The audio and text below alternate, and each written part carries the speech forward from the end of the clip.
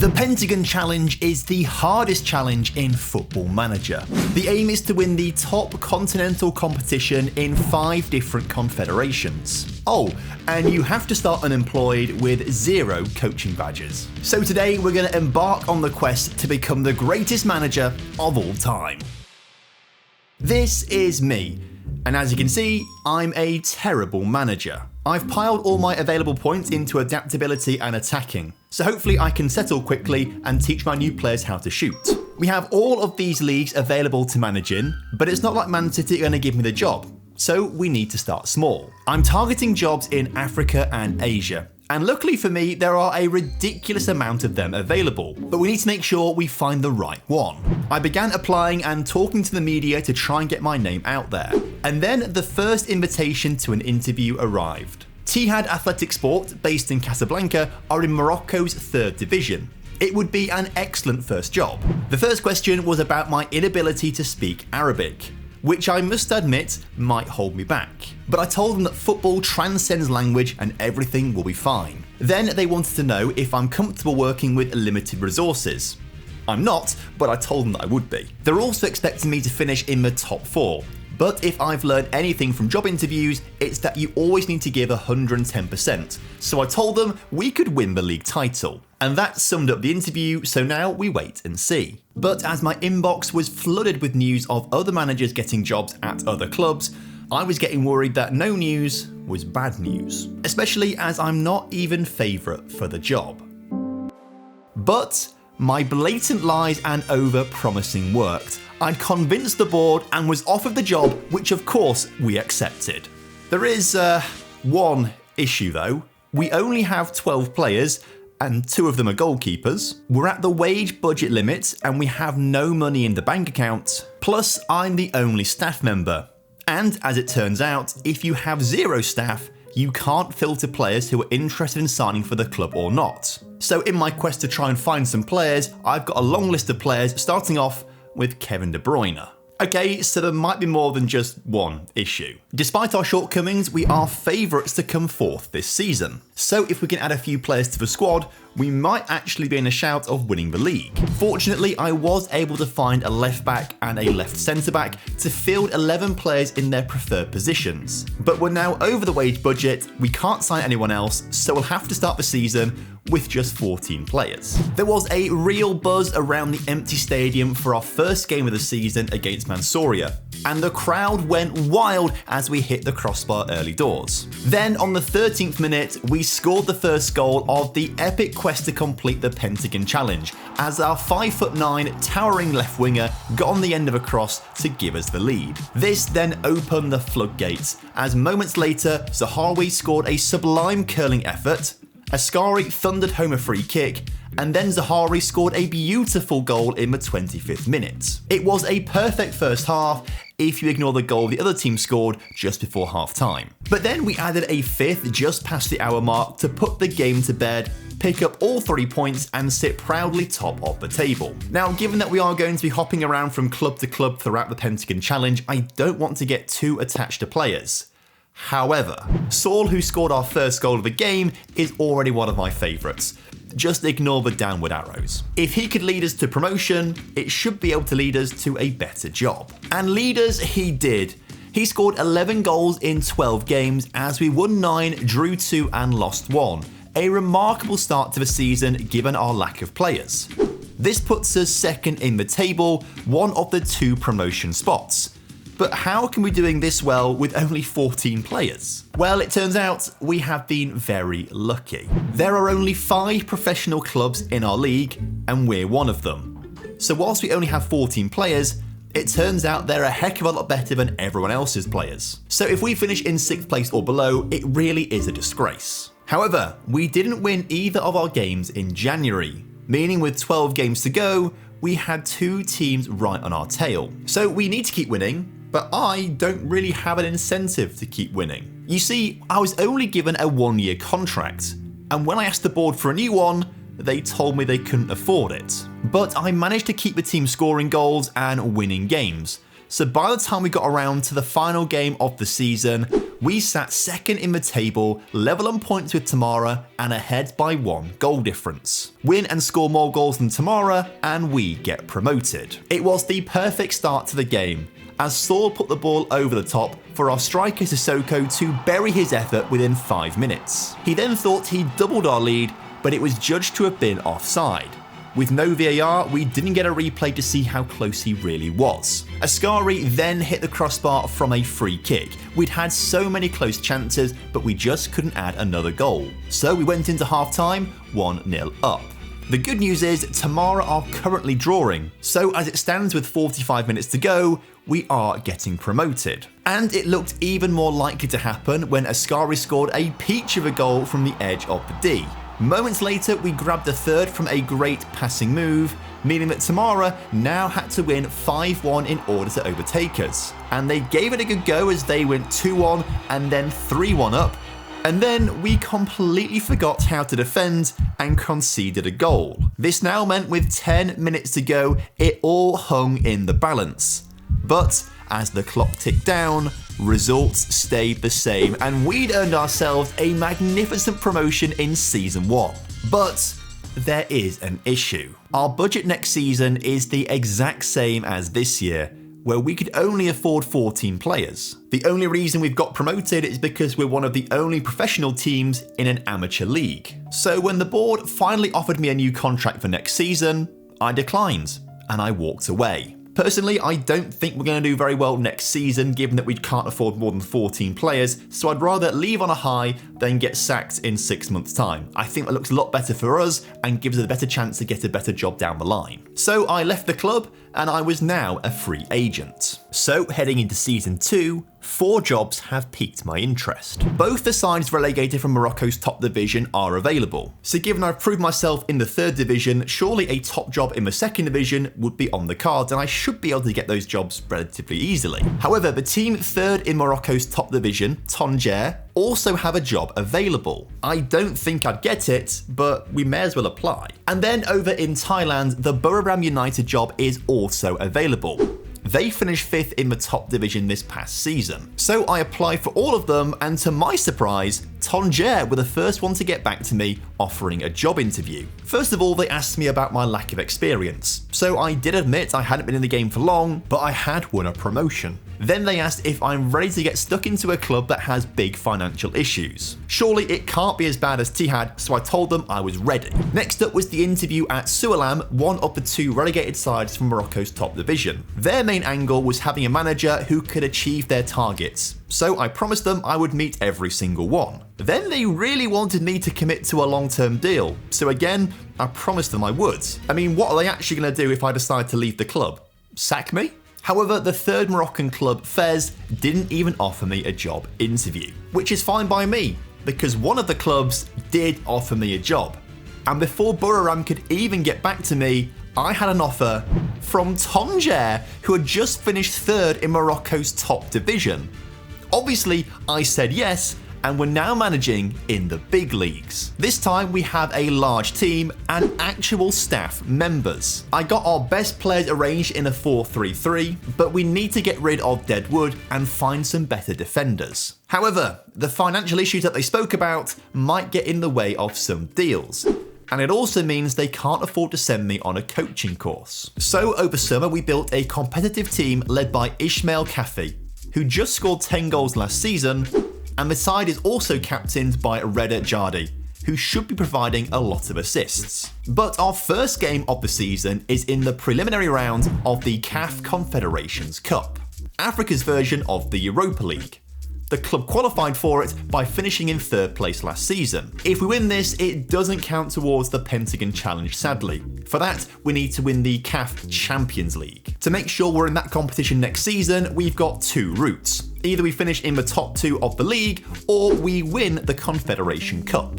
So we took this competition seriously, and at home we beat Interclub from Angola 4-2, with Kafi scoring our 2nd goal with a powerful shot before we then completed the tie a week later. Then we had K Sports from Senegal, where Kafi scored the opener in a 3-0 win away from home, and then a 2-2 draw in the second leg sends us to the group stage. Now we can focus on the league, where we are predicted to finish in 6th place this season, but of course our target is to finish in the top 2 to qualify for the Champions League. However, we had a mixed start to the season, but we eventually got into our groove in October and November. Our captain, Redder, is our top scorer with 8 goals and 7 assists, which is already better than his total from last season. He also scored the 3rd goal in our huge 3-1 win over favourites for the title, Wydad Casablanca, which leaves us 3rd in the table after 11 games. We should also be able to progress from our Confederation Cup group alongside Pyramids from Egypt, as we should be able to beat Namungo from Tanzania and Asante Kotoko from Ghana. So we put a lot of effort into our Confederation Cup games and we won our first 3. However, it hugely affected our league form heading into January. But luckily for us, other teams around us also dropped off, meaning we somehow sit 2nd place in the table.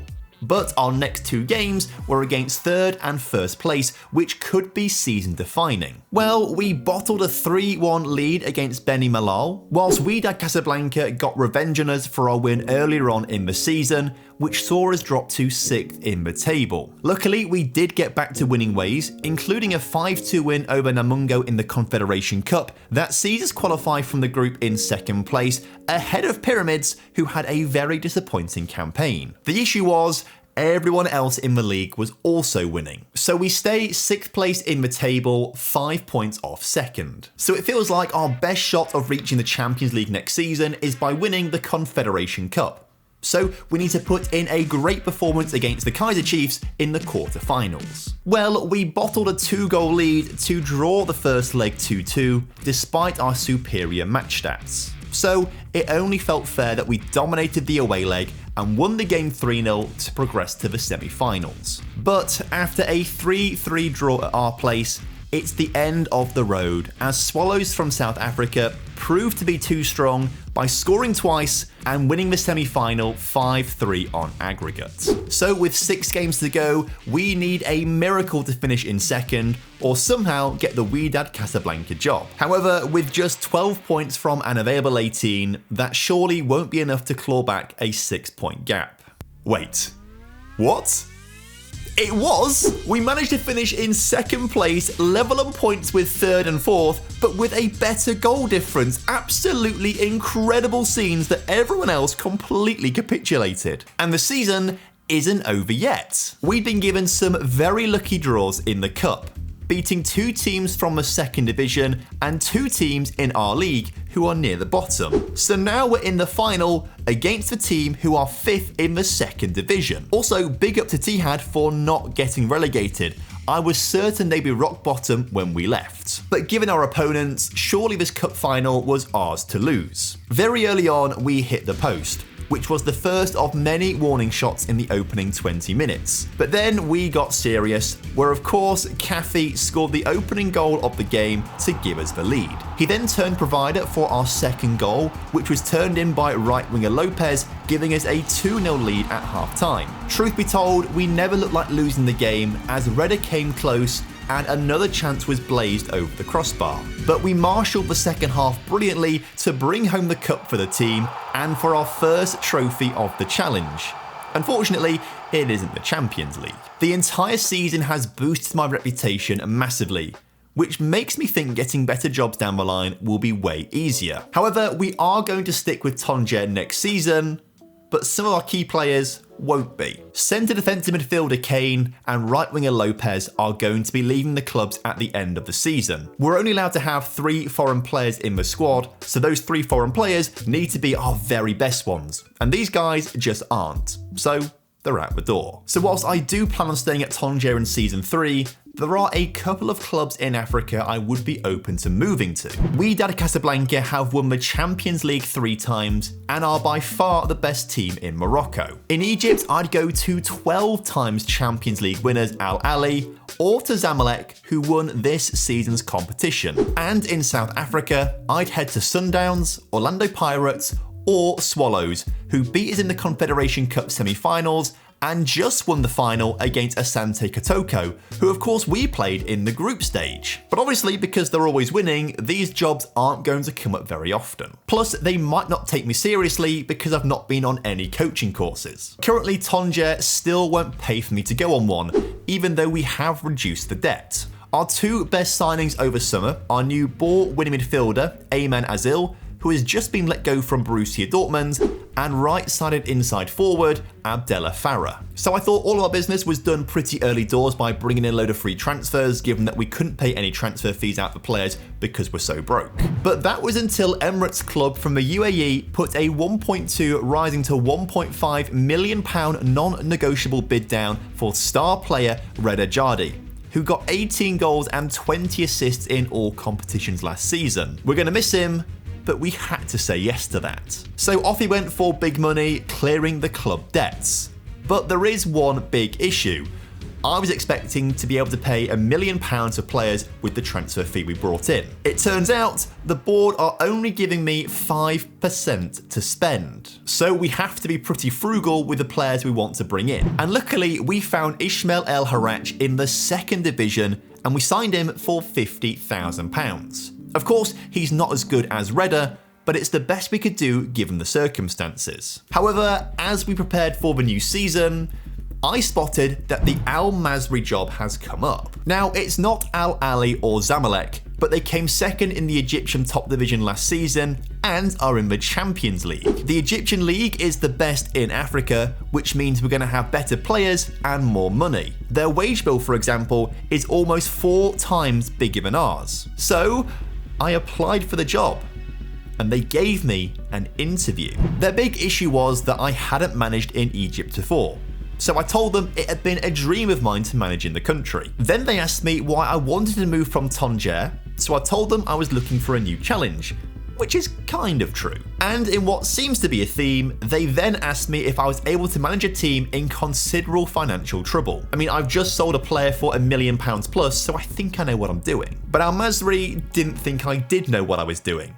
So they turned me down, and we stay at Tanger. Hopefully by the end of the season, Al Masri will regret their decision. So in the Champions League preliminary round, we spanked AS Arta from Djibouti 9-1 in the first leg, and then 6-1 in the second leg for a convincing 15-2 aggregate win. Then, weirdly, in the Confederation Cup, they have the first round and then the group stage. But again, we got through it pretty easily against Azam FC from Tanzania with a 3-1 home win and a 0-0 draw away. This season, we are predicted to finish in 5th place, but of course, our aim is the title. Both of our new wingers got off the mark early doors, but of course, it was last season's top scorer, Kafi, who led the scoring charts for us in the early season. Our only loss so far was to Wydad Casablanca, which means we sit just behind him in the table after 11 games. And interestingly, we've been put into a Champions League group alongside them with Green Buffaloes from Zambia and USM Algier from Algeria. We have 4 group stage games close together,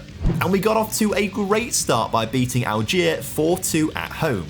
Then we earned a spectacular 3-0 win against rivals Wydad Casablanca at their place, and Green Buffaloes were easy to beat as we ran away 5-1 winners. But after taking the lead against Wydad Casablanca at our place, they then scored twice past us to win the tie. However, it puts us in control of the group with 2 games to play. Now, I've only got a 2-year contract at the club, which expires at the end of this season. And given that things are going pretty well and a better job might not come available for a few seasons, I committed to a new 3-year contract. Although I did only want to do 2 years, they forced me to sign 3. The only downside to this is it's going to make it a lot harder for clubs to buy me out of my contract if I want to move teams. We also need to improve at every opportunity we get.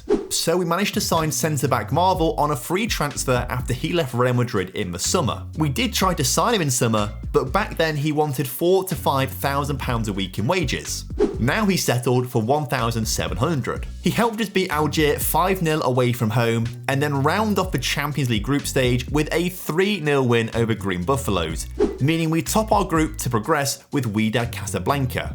who we also beat 3-0 away from home in the league in another dominant display. However, we couldn't quite keep the perfect record, so we still sat 2 points behind Wydad Casablanca just over halfway through the season. But now we need to focus up on our Champions League quarter-final as we take on Al Ahly from Egypt. At their place, we struck first through right winger Farah, but just before half-time, Al Ahly equalised. In the second half, Kafi scored an incredible direct free kick, only for Al Ahly to score again. Then, they got the winner in the 99th minute from a corner to take the first leg. However, at our place, we took an early lead after some nice one-touch football and never looked back, capitalising on a defensive error to score a second, squeezing between two defenders for a third goal, and then a mazy dribble got us the fourth of the evening. Al Ahly did get a consolation goal, but it wasn't enough.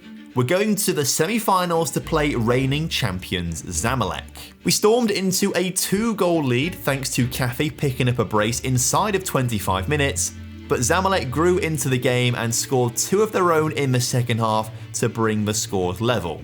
But in the 92nd minute, goal line technology dubiously awarded us a winner, meaning we take the advantage from the first leg. However, in the second leg, Zamalek beat us 1-0, meaning we have to go to extra time. Or not. It turns out Africa still use away goals, so by that logic, we'd won the tie and we are going to the final where we're taking on our big rivals in Wydad Casablanca. And thanks to some incredible form in the league, we hadn't lost a game. So we'd overtaken our rivals to the top spot. So this Champions League final is a huge grudge match. Or matches, because the Champions League final in Africa is held over 2 legs home and away.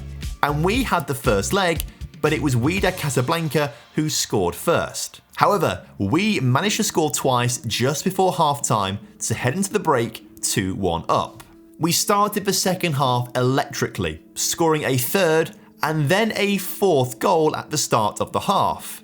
But once again, as is typical, we capitulated late in the game as Wydad Casablanca scored 2 of their own. At least we came away 4-3 winners from the first leg. So heading to their place for the second leg, all we need to do is avoid defeat or get a draw, and we're going to be winners of the Champions League. The game was very cagey for the first 25 minutes, but the first real chance came Wydad's way, as our defender brought down their striker in the area and a penalty was awarded. But our keeper Mirbar made himself big and saved the penalty to keep us in front, but moments later, they did find a way past him from a free kick routine. As it stands right now, we'd lose the final on away goals. Worse still, at half-time, we hadn't even registered a single shot in the game. So I thrashed my arms, told them I wasn't happy, and sent them back out there, where we immediately scored to put ourselves back in front on aggregate. Then a few minutes later, our star man Kafi decided to run from the edge of the centre circle to the 6-yard area and score a goal to give us a 6-4 lead. 2 shots on target, 2 goals. However, Wydad Casablanca kept having chances and forced our keeper into some huge saves. But eventually, the goal came to make it 2-2 on the night with 25 minutes to go. Despite conceding 2 goals, Mirbar was my man of the match with the amount of high-quality saves he was making. And it paid off, as 10 minutes from time, we found acres of room down the right-hand side of our attack and scored a 3rd goal. With the clock ticking down into the 90th minute, Wydad threw everything they could, coming forward and scoring another goal. If they get one more, they win the Champions League. If we can hold them off, we win the Champions League. The final few seconds of the game was agony, but our defense held strong. We had done the impossible and won the African Champions League to complete the first step of the Pentagon Challenge. But the season isn't over there. With 1 game to go in the league, we are level on points with our big rivals. Can we do the double? Well, we scored 3 times past MAS Fez, who were the relegated side that didn't even give me a job interview when we applied to them and Tangier at the same time. Those 3 goals were enough for us to win the match and the club's second ever league title. I'll be honest, how quickly we've been able to finish the African leg was completely not expected, and I think we got very lucky. First of all, we got very lucky that Tangier's old manager retired, and they thought we were the best choice for the job. Then the fact we're in one of Africa's best leagues in Season 2 massively helped us. And then we got so lucky that pretty much every single team above us in the table in Season 2 capitulated right at the end for us to even finish in second place to be in this season's Champions League. My plan was to always move to one of Egypt's best teams because they just have more money and better players, and it's why I hinted so heavily throughout the video that's what I was going to do. But in the end, we didn't need to, because we did it with Tangier. However, the other confederations aren't going to be quite so easy. After our 3-year stint in Morocco, my manager attributes have improved, but we never managed to get a coaching badge, which might hold us back. After winning the African Champions League, I resigned from Tangier to have a blank canvas when looking for new clubs, and right now I have 2 targets. Port FC finished 11th in the Thai League, but the pre-season prediction was they were good enough for 3rd place. And then Gambaro Osaka are currently just outside the relegation zone of the J-League in Japan. But their season runs February to December, so they're only halfway through. Both teams are a big step up from where we've been, but surely they have to take me seriously. We just won the African Champions League. Well, Gambaro Osaka didn't think I was worthy of an interview, and after a 3-week wait, Port didn't think much of me either. Maybe I need to lower my expectations. So I decided to wait until Sacktober. But to my surprise, there weren't many jobs available. But I did apply for the Chivas, Mazatlan, and Suwon jobs, and all 3 of them declined me without an interview. The only questions I'm being asked right now is if I have sympathy for Lee Johnson. Nope, not at all. At least he's got a job. But maybe I am aiming too high and I need to humble myself and look in the second divisions. So I applied for the Machida job in Japan and the Cheonan job in Korea. But I also put an application in for Buriram United, who are 10th in Thailand's top division. We actually applied for the Buriram job at the same time as we applied for the Tangier job, but Tangier offered me a job before we even got an interview with Buriram.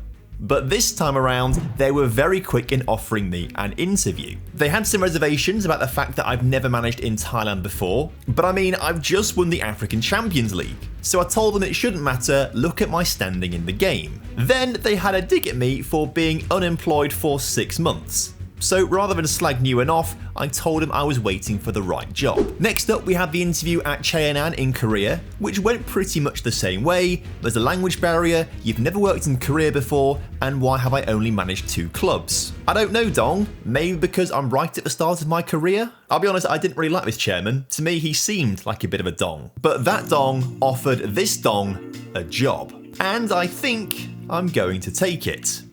Mostly because Buriram rejected me. So looks like we are moving to Korea. What's quite nice about Korea is that their season runs from February to November, and given that we're in December right now, we've got an entire off-season to rebuild the team. Our target is to win the league for automatic promotion, or to finish 2nd to 4th for a chance in the playoffs. However, as we're £1.8 million in debt, we need to be smart. We're allowed to sign 5 foreign players, so I hired this Brazilian scout who gave us his existing scout reports on some South American players who we then signed. If that's not a 1000 IQ play right there, I don't know what is. But because we're in so much debt, we only have a small squad of around 18 players, backed up by some dodgy players from the under-18s. Again, trying to be smart, I signed players who could play in multiple positions for the ultimate cover. And we've got a pre-season preview of 6th place, which is a pretty nice start. Our Brazilian centre mid, Kaike, scored on his debut against Gimpo FC in a 6-1 win at home, and then Brazilian left-back Vinicius Rangel scored from the spot in a 4-0 win over Gimcheon. But it wasn't all sunshine as we lost 2-0 to Ansan and 1-0 to Anyang. So after 10 games, we find ourselves second in the table thanks to our inability to draw matches. Our top scorer was a fella named Lee Jong-uk, who helped us to important 1-0 wins over Bucheon and Gimpo FC. But our South American contingent also chipped in with goals, in a win over Anyang and a late draw at home against Asan FC. So after 20 games, we stayed in second place and look to be cruising towards a playoff spot. If we can stick in second place, it gives us an advantage, because we go straight into a playoff match against a team from the league above us, finish lower than second, and we have to play more games. But in June and July, we couldn't work out how to win a game. But then in August and September, we could only win.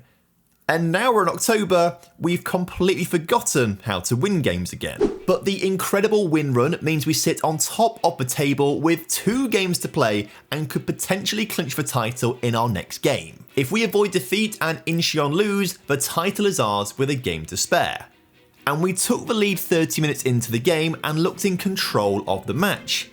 But we just couldn't get back to winning ways and conceded a late goal to draw the game 1-1. Incheon won 2-0, so it all comes down to the final day of the season. As long as we win, we are the champions. We thought we'd scored early doors with a great strike from the edge of the area, but it was the ball rippling over the top of the net. But 5 minutes from half time, we had another chance, as we found some space in the area and we took the lead. But seconds later, our opponents, Seoul Elands, found an equaliser, and then our star Brazilian centre mid Kaike went off injured. The only good news was Incheon were also drawing at half time. But Seoul came out aggressive in the second half and almost capitalised on our defensive errors. But then their attackers beat our offside trap and took the lead with 30 minutes to go, as did Incheon. And for all our attempts to win the game, we just couldn't find a way through.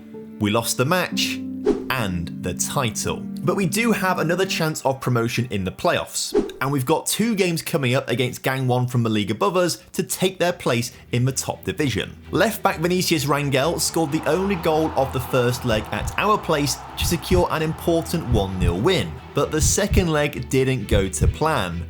Gangwon scored in the 35th minute to make the scores level on aggregate, before scoring a second 10 minutes from time to win the match and the tie. We aren't getting promoted.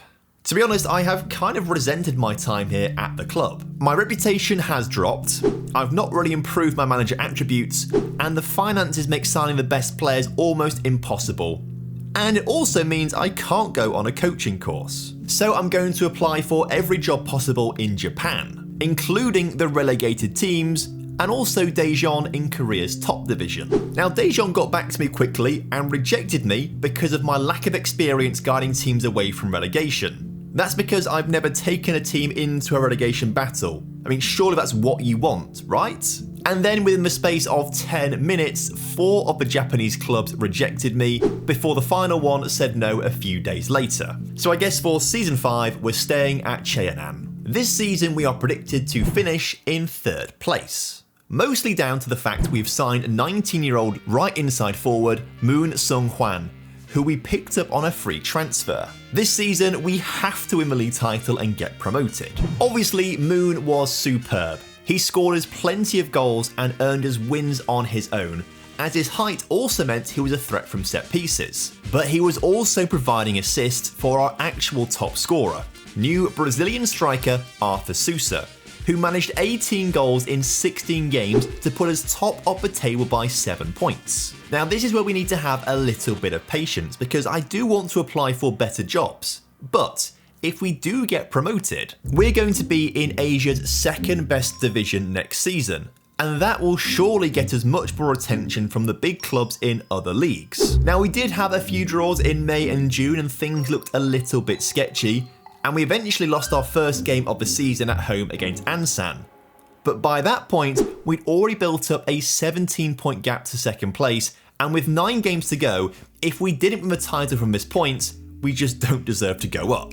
Now, the loss to Ansan was actually a catalyst, as we then lost 2-0 to Gimpo, 4-1 at home against Anyang, and then 2-0 away to Busan Park. But our superb form in the early season was good enough to earn promotion, comfortably winning the title as Arthur Sousa scored 34 goals in the 34 games he started. So heading into Season 6, with a promotion added to our CV, I think we might be in with a good shout of getting the jobs at some of the bigger clubs in Asia. But Kashima, Cerezo Osaka and Kyoto all turns me down. Quite frankly, at this point I'm getting quite fed up at Cheonan. They're not going to be the team that's going to take us to the AFC Champions League title, but we can't get a job elsewhere, and I think it's better to have a job than not have a job. So we're going to stick it out with them for now. This season we are predicted to finish 7th in the table, which is pretty respectable given we are a newly promoted side. Continuing from where they left off last season, right winger Moon Sung-hwan scored our first goal in the top division, with of course Arthur Sousa scoring 2 more to give us the win on the opening day of the season. Vinicius Rangel scored the winner in our first home game of the season, where we set a new league record for the lowest ever attendance in the K1 League. It's not really what we want to have the record for, is it? It wasn't all big wins though.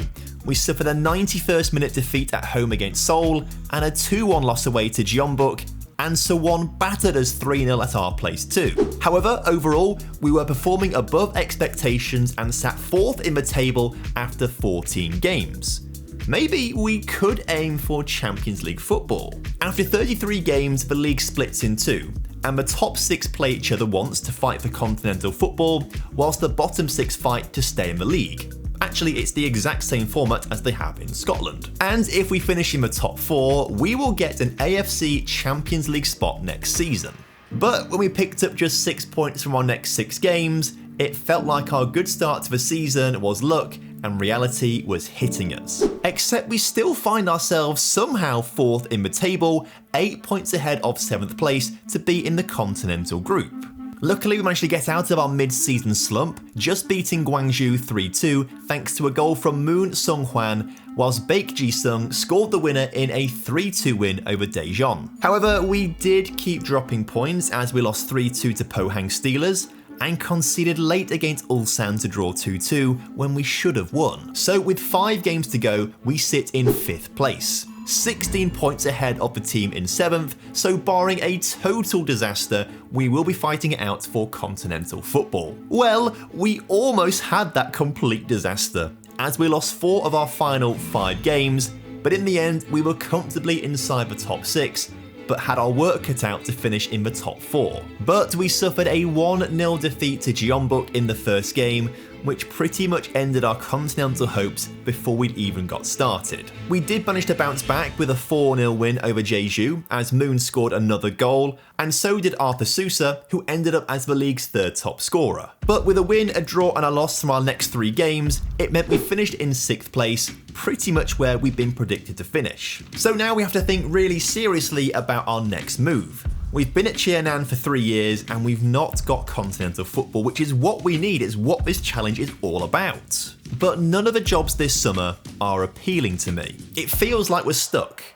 But if we resign, I don't think that's really going to help us. If we stay at the club, I guess it's better than not having a job. But as the season break continued, the Kawasaki Frontale job came up, after they sacked their manager for finishing in 8th place when they were meant to win the title. So I applied for the job, and I did something that I haven't yet done on our quest. I declared interest in the job to the media, which was a huge mistake. The media were confused as to why I'd applied, the fans laughed off my interest in the job, and the Cheonan board were furious with me for wanting a different job. But deep down, I had a sneaky feeling that we were going to get very lucky.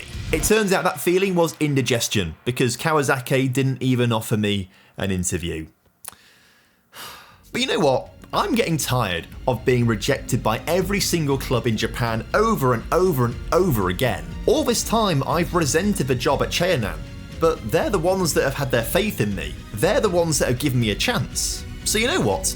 We're going to stay with them. And this season we are going to qualify for the Champions League, and we're going to do this our way. The squad remained very similar from last season, but I'm expecting our new Colombian centre-back Salazar to be lethal from set pieces at almost 2 meters tall and with 15 jumping reach. Once again, we are predicted to finish in 7th place, but I'm not taking anything less than 4th. So an opening day 4-0 win away at Busan Park was the ideal start. It took Arthur Sousa 4 games to score a goal, but he finally did it in a 2-1 win over Suwon, and that saw the floodgates open as he scored in a 2-0 win over Jeonbuk and the winner in a 3-2 win over Daejeon. It means we're only 2 points behind Seoul, but they do have a game in hand on us. So we found another gear, beating Bucheon 5-1 with an Arthur Sousa hat-trick, before he scored another hat-trick in a 7-2 win over Daegu.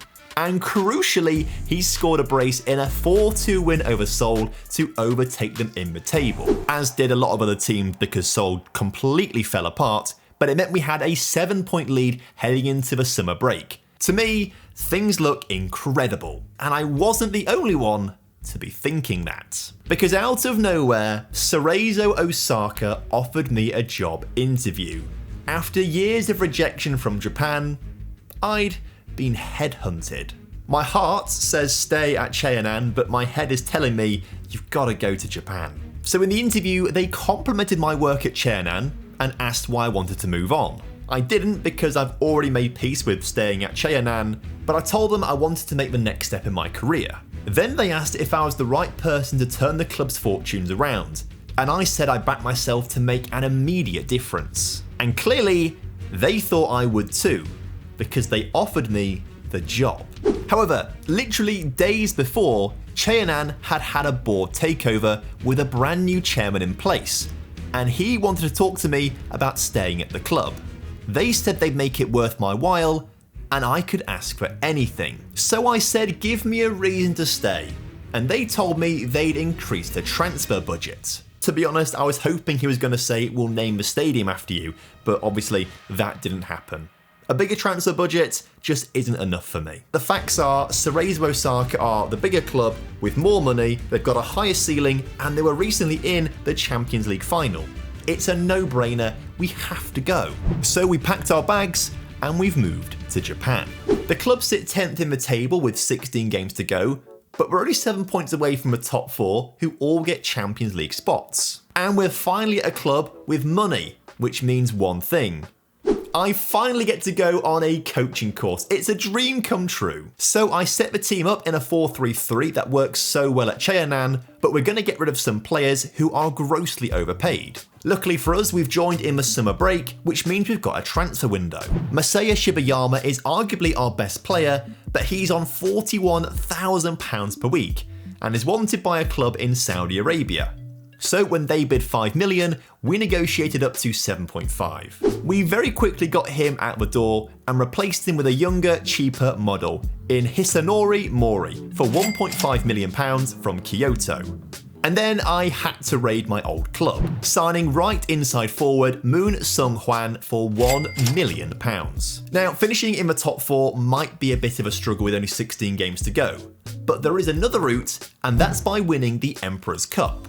Our first game at the club was actually in the 3rd round of the competition, but we needed extra time to win the game, which isn't a great sign when we're playing a team that's bottom of the 2nd division. In the 4th round though, it looks like we got lucky, as Vissel Kobe seemed to be playing their backups as we won 4-1 when Moon scored on his debut for the club. And then we got very lucky, because the quarterfinals were during international break, and Kyoto had a lot of players away on international duty, whilst we only missed one player.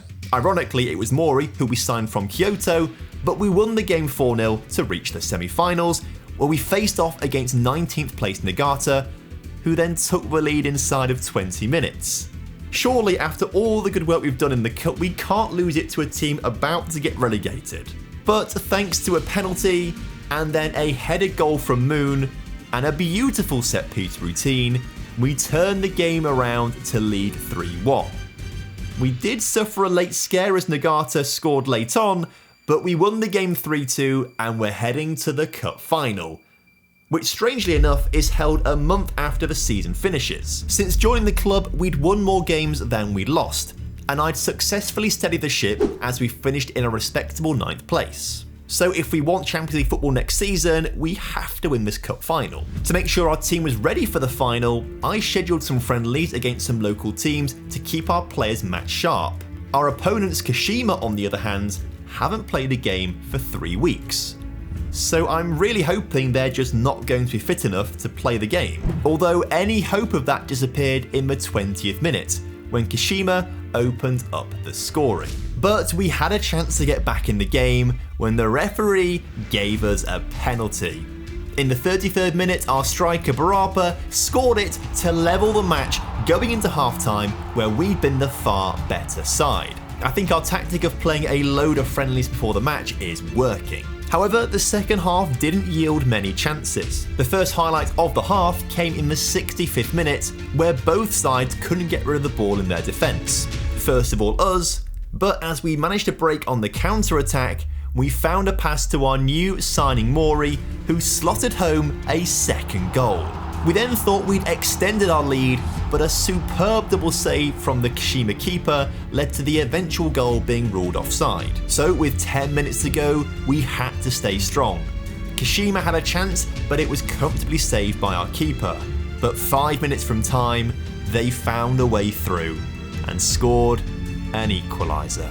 But luckily for us, the VAR saw that the player was offside. The clock ticked down, we held strong, and we won the Emperor's Cup to qualify for the Champions League next season. Finally!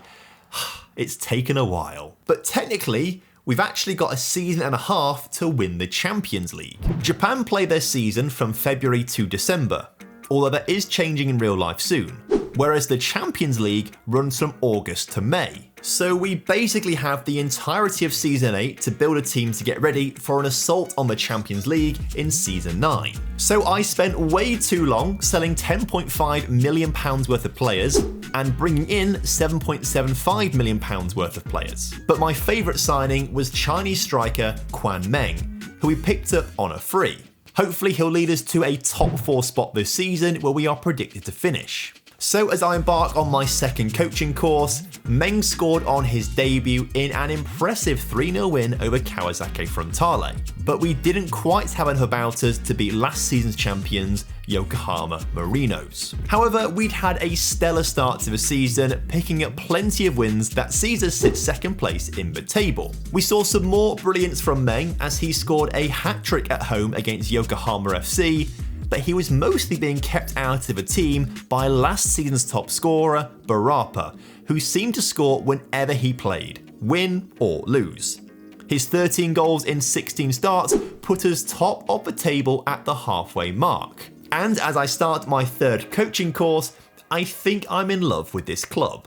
However, a string of defeats made me realise that the honeymoon phase was over, as we lost 3-0 at home against Hiroshima, 1-0 at home against Iwata, and 1-0 away at Shimizu. This means we slipped down to second in the table with 7 games to go this season. But we now have to change our focus to the Champions League.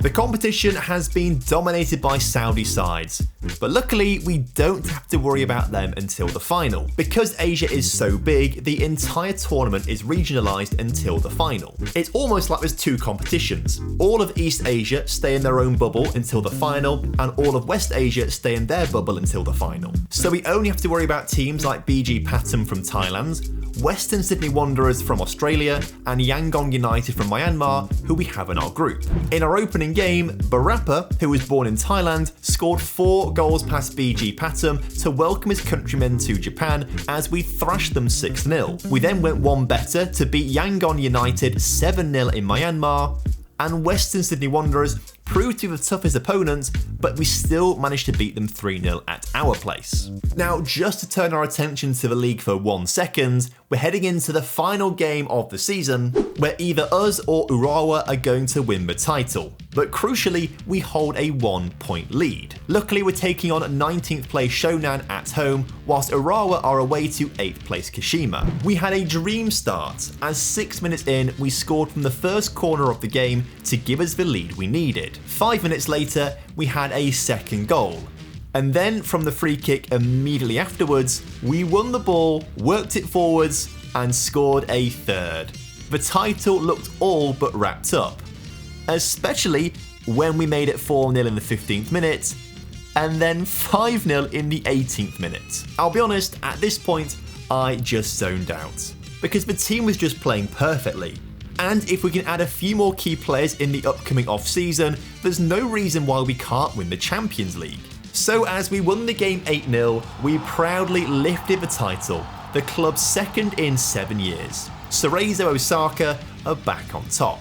Then we played our remaining 3 Champions League group stage games, recording mammoth wins to unsurprisingly top the group. Sadly though, Cheonan only came 3rd in their group and didn't qualify for the knockout stages. Now we have until February to make transfers and get ready for the new season and second round of the Champions League. So we start season 9 on an extreme high because I'm getting myself another coaching course. But it then felt like we hit rock bottom as we lost 2 of our best players for their minimum fee release clauses. On the plus side though, it allowed us to spend big money on top talent from other Japanese clubs. Notably our new ball-winning midfielder to replace the outgoing Watanabe. Kenji looks absolutely incredible, and our new players would be making their debuts against Kawasaki Frontale in the Champions League, where we took control of the first leg in the first half and made Kawasaki look like a Vespa as we won 3-0. Then in the second leg, we scored inside of 60 seconds to all but confirm our place in the quarterfinals. Kawasaki did pull a goal back, but towards the end of the game, we flexed our muscles to win 6-1 on aggregate. In the quarterfinals, we're going to be taking on MacArthur FC from Australia. And we took the lead 8 minutes into the first leg, thanks to winger Mori. But 8 minutes from time, MacArthur pulled one back to draw the game 1-1. However, in the second leg, we were just too strong. And summer signing Rei Yamoda scored a brace to ensure we progress to the semi-finals, where there will be a guaranteed Japan versus Saudi Arabia final. But to make sure we get there, we have to win our semi-final. And we took an early lead against Yokohama Marinos in the 8th minute. And then we doubled our lead on the 11th minute. But the home side came back quickly to make the game 2-1. Both sides battled hard, but we had the edge in the final 30 minutes, as we scored twice to win the first leg 4-1. And then when we played the second leg at our place, we were never going to lose, as Mori scored within 15 minutes, and just before halftime, we made it 6-1 on aggregate to qualify for the final. So in the East meets West final, we're taking on Saudi Arabia's best in Al Ahly, who have kept signing talented players from European clubs, but hopefully their age will be their downfall. As it was in Africa, the final is held over 2 legs, and we're at home first. But the only difference between the 2 sides was that we scored our penalty, whereas Kai Havertz missed his. So we take a 1-goal advantage with us to Jeddah. The first chance fell to us as we worked the ball down the far side of the pitch, but Moon's effort was just a bit too ambitious as it went over the crossbar. 10 minutes later, we came closer as Mori's free kick cannoned off the crossbar and Al Ahly just about dealt with the danger. But they were caught messing around at the back by our high press, and this time, Mori didn't miss, placing his shot past the keeper to make it 2-0 on aggregate. But Al Ahly have undoubtable talent in their team, and in the 39th minute, they managed to toe poke a shot past our keeper to make it 1-1 on the night. Mori had one more chance before half-time, skinning Frimpong, but eventually his shot was pushed just over the crossbar. So we went into the break 1-1 on the night, but we are in control of the game and the overall tie. But the second half was slow to get going. The first highlight came in the 75th minute when another Mori free kick hit the crossbar.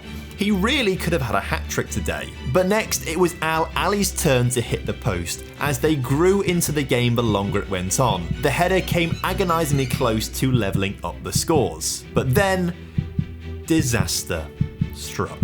A Matias Nunes cross missed everyone in midfield and caught out our man at the back post. It hit him and rolled into the back of our own net. With 86 minutes on the clock, it's 2-2 on aggregate. However, in what feels like is a really stupid rule to have in a Continental Cup final, away goals count. And so as we hit 90 minutes and the referee blew for full time, because we'd scored 1 goal in Saudi Arabia, we were crowned the champions of Asia on away goals. Obviously, I am delighted, but I feel dirty.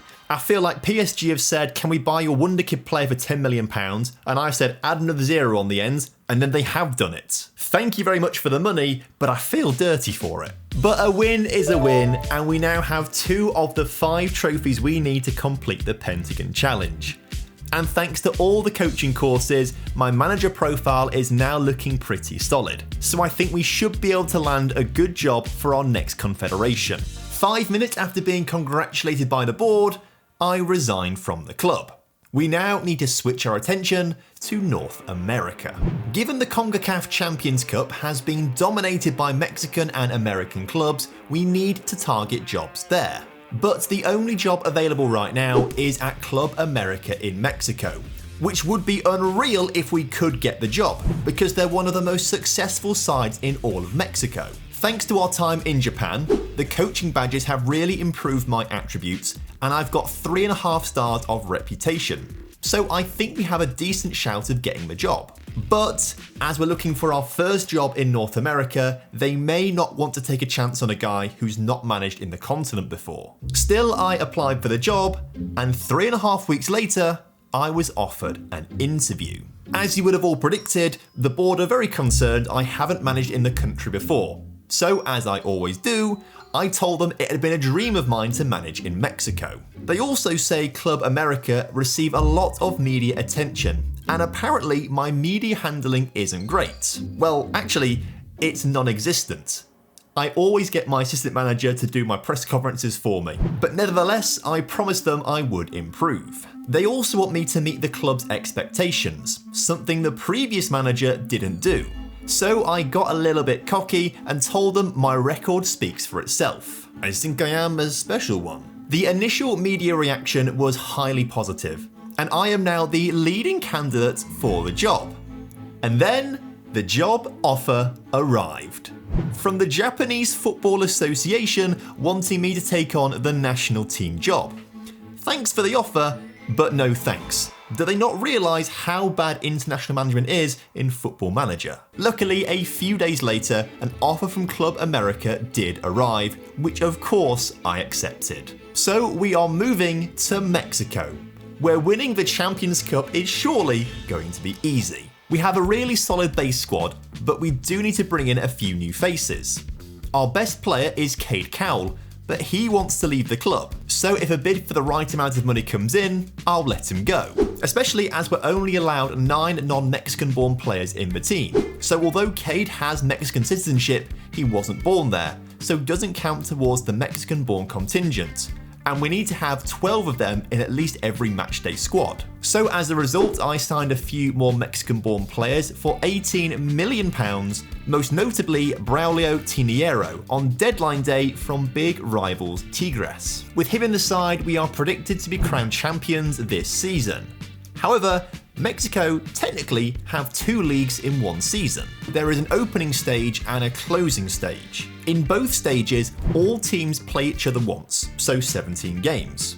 At the end of this, there's a short knockout competition for the best sides, with the winner being crowned champion of that stage. So basically, every single season, there are 2 champions unless the same team wins the opening and closing phase of the season. Also, it's worth pointing out that the finalists of both finals get Champions Cup football for the next season.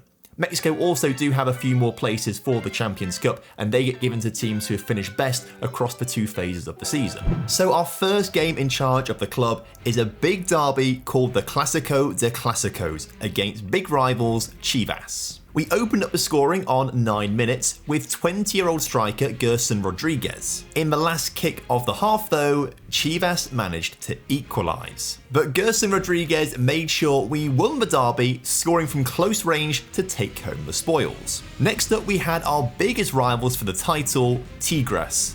But we made short work of them, with a 2-0 win as Rodriguez scored his 3rd goal of the season. And then we won our 3rd game of the season against Atletico San Luis for the perfect start. Now we actually have a little break to play in the League's Cup, which, if I'm correct in thinking, is basically the Bristol Street Motors Trophy for teams in the MLS and Liga MX. We won't focus on it too much because it's not that important, but it does mean we can test ourselves against teams from MLS. If we win, we made the right call going to Mexico.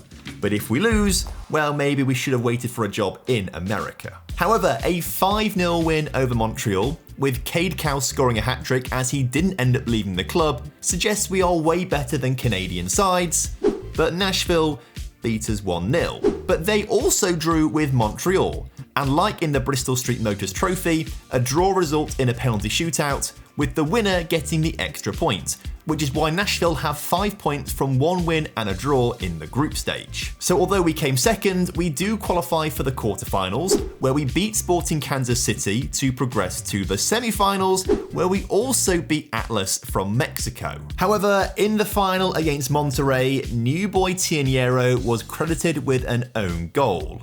Fortunately, we then equalised with a nice move from a corner routine, but we didn't have enough about us to win the game, as Monterrey scored the winner in the 80th minute. Now, it's clear from what we've seen so far, we have been very lucky getting the Club America job. The team is excellent. So whilst I don't care about losing in the Leagues Cup, it's a bit of a Mickey Mouse trophy to me, I don't want to make losing finals a habit. Especially as we may well have 2 finals a season in League MX. Things have been going very well for us as we finished the opening stage of the season completely unbeaten. It feels like an incredible achievement. But seeing as though we only played 17 games, we actually only topped the table by 6 points. So the opening day of the season win over Chivas was crucial. The top 12 teams go into a knockout tournament, but the top 4 teams get a bye straight into the quarterfinals. We'd been drawn against Atlas, and we scored first to take the lead.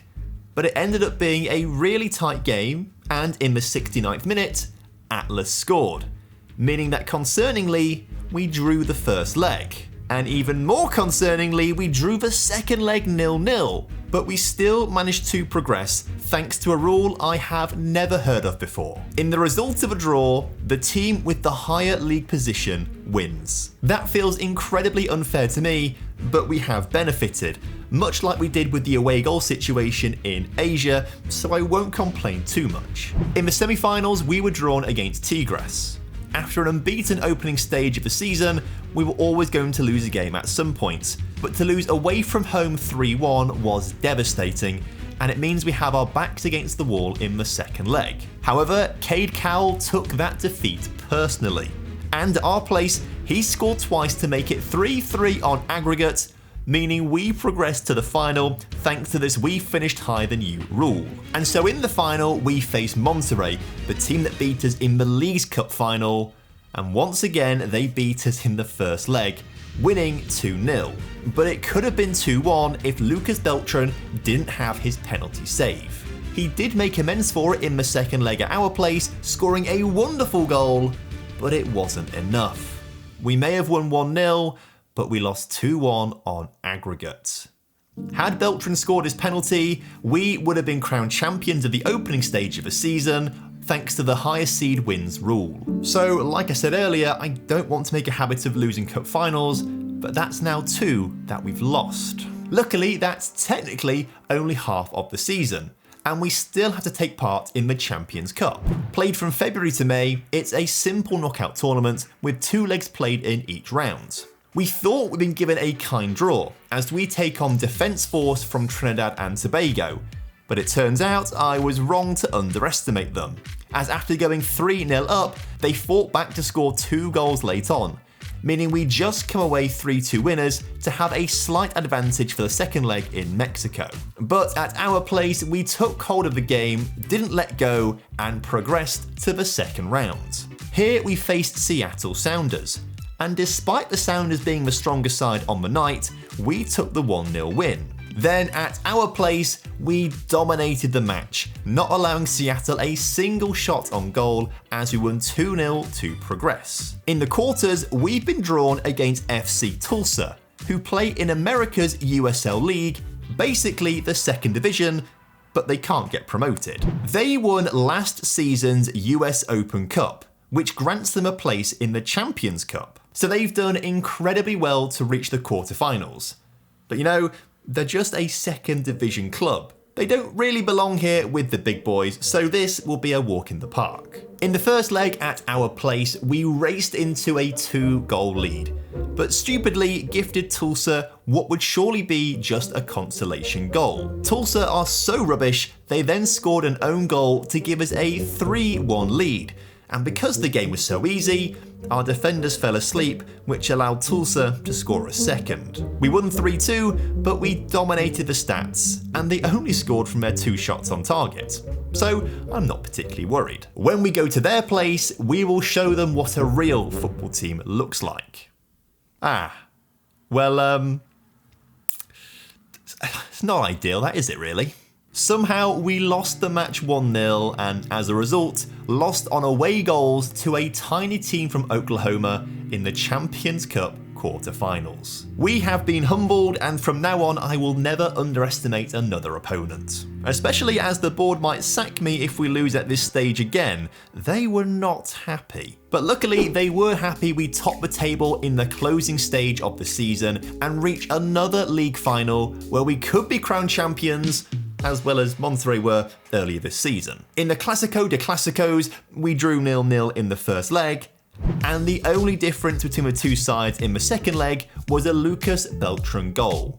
So finally, we have won something this season. It's not quite what we wanted, but luckily we're going to have another shot at the Champions Cup next season, where I started it off by selling our starting goalkeeper and ball-winning midfielder. In their place come Italian goalkeeper Cardinale for £2.3 million from AC Milan, and a familiar face in Kazuya Onaga for £5.7 million from former club Cerezo Osaka. He helped us win the AFC Champions League and was the best value option available for a new ball-winning midfielder. Before you ask, yes, I did try and sign Moon. He wasn't interested in joining to us, and he's gone to a club in Saudi Arabia instead. But neither of our new signings were particularly useful in our 3-2 opening day loss against Chivas, as it was all too easy for our rivals to win the match. And the only reason we didn't lose to Monterrey was because we managed to score a penalty, so not really a great start. But this season, we got to skip the League's Cup group stage, which gave us a chance to rest up and reset. So whilst we did lose in the semi-finals, we got back to winning ways in Liga MX, putting us on top of the table halfway through the opening stage. So when we beat our closest rivals Pachuca 1-0 at home, it gave us the confidence to win the majority of our matches and top the opening phase table. In the quarterfinals of the opening stage knockout rounds, we thrashed Mazatlan 3-0 in the opening leg at their place, which meant a 0-0 draw at our place was enough to progress. In our semi-final first leg against Monterrey, both teams scored inside of 5 minutes to draw the match 1-1. But we took charge in the second leg, winning 6-1 to make another final. But we had a poor start, as our opponents Lyon took the lead on 10 minutes from a corner. Luckily for us though, 10 minutes later, we scored an equaliser from close range. But Lyon went on to score 2 goals in the 90th minute. Both of them admittedly were incredibly good, but they won the leg 3-1. So we need a big win back at our place. But Lyon parked the bus, didn't have a single shot against us, and somehow kept the game to a 0-0 to claim the opening stage title. So for those of you counting, that's now 4 finals we've been in, and we've lost 3 of them. This season, we've been put straight into the second round of the Champions Cup, where we're facing off against Minnesota United. An injury to starting striker Lucas Beltran meant we had to play with backup Pedro Rincon instead, but he justified his selection with 2 early goals. Early in the second half though, Minnesota United pulled one back. But luckily, 5 minutes later, Onaga scored to restore the 2-goal lead. Then late in the game, Rincon finished off the job by completing his hat-trick to win the first leg in Minnesota 4-1. Beltran was back in the lineup for the second leg, and he opened up the scoring on 33 minutes. We then doubled our lead on the night a few moments later, and although Minnesota scored a consolation goal, they just couldn't beat us. We progressed to the quarterfinals, where we're taking on Tijuana, where all 8 sides are from Mexico. At our place, Lucas Beltran scored a brace. His first was a penalty, obviously his goal, and his second was a very lucky deflection that sent Cade Cow's shot past the keeper. But in the second leg, we kind of FM'd Tijuana, who had more shots and a higher XG, But the win sends us to the semi-finals, where we avoid Chivas and Monterrey to face off against Atlas. At our place, Atlas actually took the lead of the game at the end of the first half with a powerful shot. But after raging at the boys at half-time, 2 minutes into the second half, Cade Cowell got an equaliser and then turned provider for our second goal to take the lead. Crucially, we never give up, and we managed to sneak in a third goal in the 94th minute when we were only meant to have 3 minutes of added time. That could be really important, because in the second leg, Atlas take the lead thanks to a defensive blunder from us. Now luckily we immediately made amends as we scored 90 seconds later, but Atlas scored a second goal just before halftime to make it 4-3 on aggregate. The game wound down, but in the 85th minute, Atlas had a golden opportunity, basically taking a shot at an open goal, but they hit the crossbar. As a result, we win the game and we're going to the Champions Cup final. All thanks to a referee who didn't blow his whistle on time, which led to us scoring a goal to win the game on aggregate. So we're now pitted against big rivals Chivas in the Clásico de Clásicos in a winner-takes-all one-match final. The first highlight of the game comes our way, as we dribble the ball down the near side of the pitch. Cade Cowell gets on the end of the cross, but his header is atrocious. 20 minutes into the game, we have a chance to shoot from a free kick, but the effort cannons off the crossbar and Chivas deal with the danger, go to the other end of the pitch, and almost get lucky with deflections in the 6-yard area. So a goal was certainly coming, just one of these two sides had to take their chances. But when Chivas found Herrera in acres of space on the near side of the pitch, he punished our poor defending and scored a neat curling effort past Cardinale to give our opponents the lead heading into half-time. Oh, I can't do it. How are we losing every final we're in? How are we this bad at bottling stuff? Our entire existence at the club was epitomised in the 52nd minute. An incredible run from Rodriguez is exactly like us. Unstoppable in the league.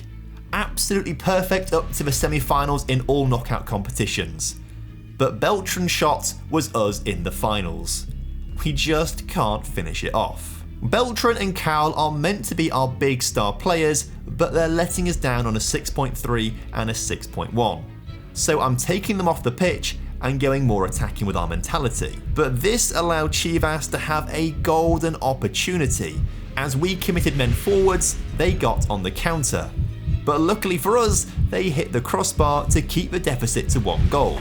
But as we overcommitted again, this time we weren't so lucky. We allowed Van Rankin through, and this time he finished it off. However, with 10 minutes to go, substitute Pedro Rincon gave us a lifeline as Rodriguez's header hit the crossbar and the ball fell to Rincon's feet, who scored from point-blank range. Chivas were rattled and wanted that 2-goal lead back desperately. Luckily for us though, their set-piece routine went just wide.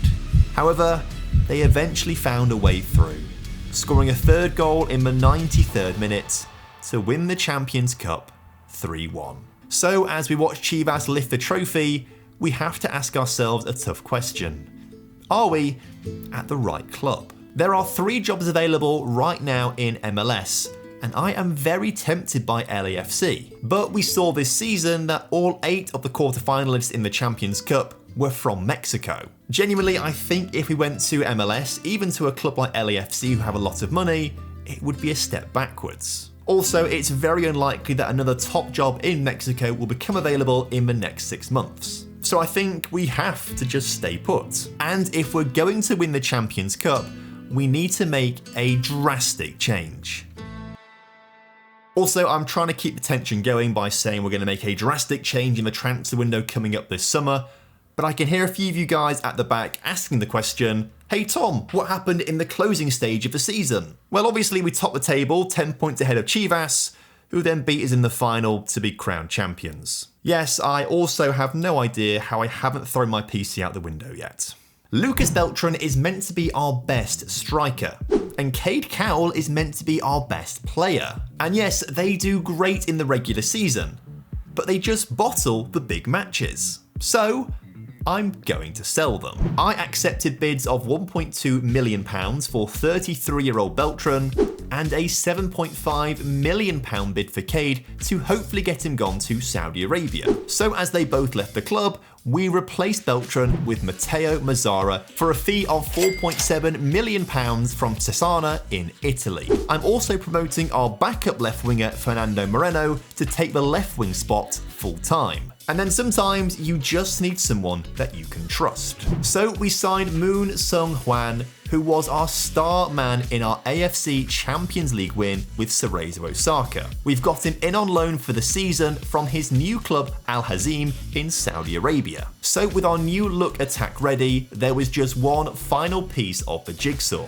my penultimate coaching badge, the Continental A license. With this, we are going to be unstoppable. However, we did concede 2 minutes into our season opener against Tigres, and we had to rely on a slight deflection which went down as an own goal to salvage the draw. Mazzara scored his first goal of the season in a 2-0 win over Atlas, whereas Moon scored his first goal for the club within 35 seconds of the game against Necaxa. In the Leagues Cup, we topped our group thanks to a win over Orlando City on penalties, and we then comfortably progressed through the knockout stages to reach the final against Austin FC. Moon gave us the lead in the 56th minute, but Austin equalised with a penalty. However, 10 minutes from time, a clever pass to Moreno found Jose Suarez, who scored the winner to win the trophy. Maybe, just maybe, our finals curse is over. Back in Liga MX, Moon Sung-hwan was tearing up the league and ended up with 11 goals and an insane 16 assists, mostly for Mazzara to finish. In all competitions, Moon topped both the scoring and assist charts.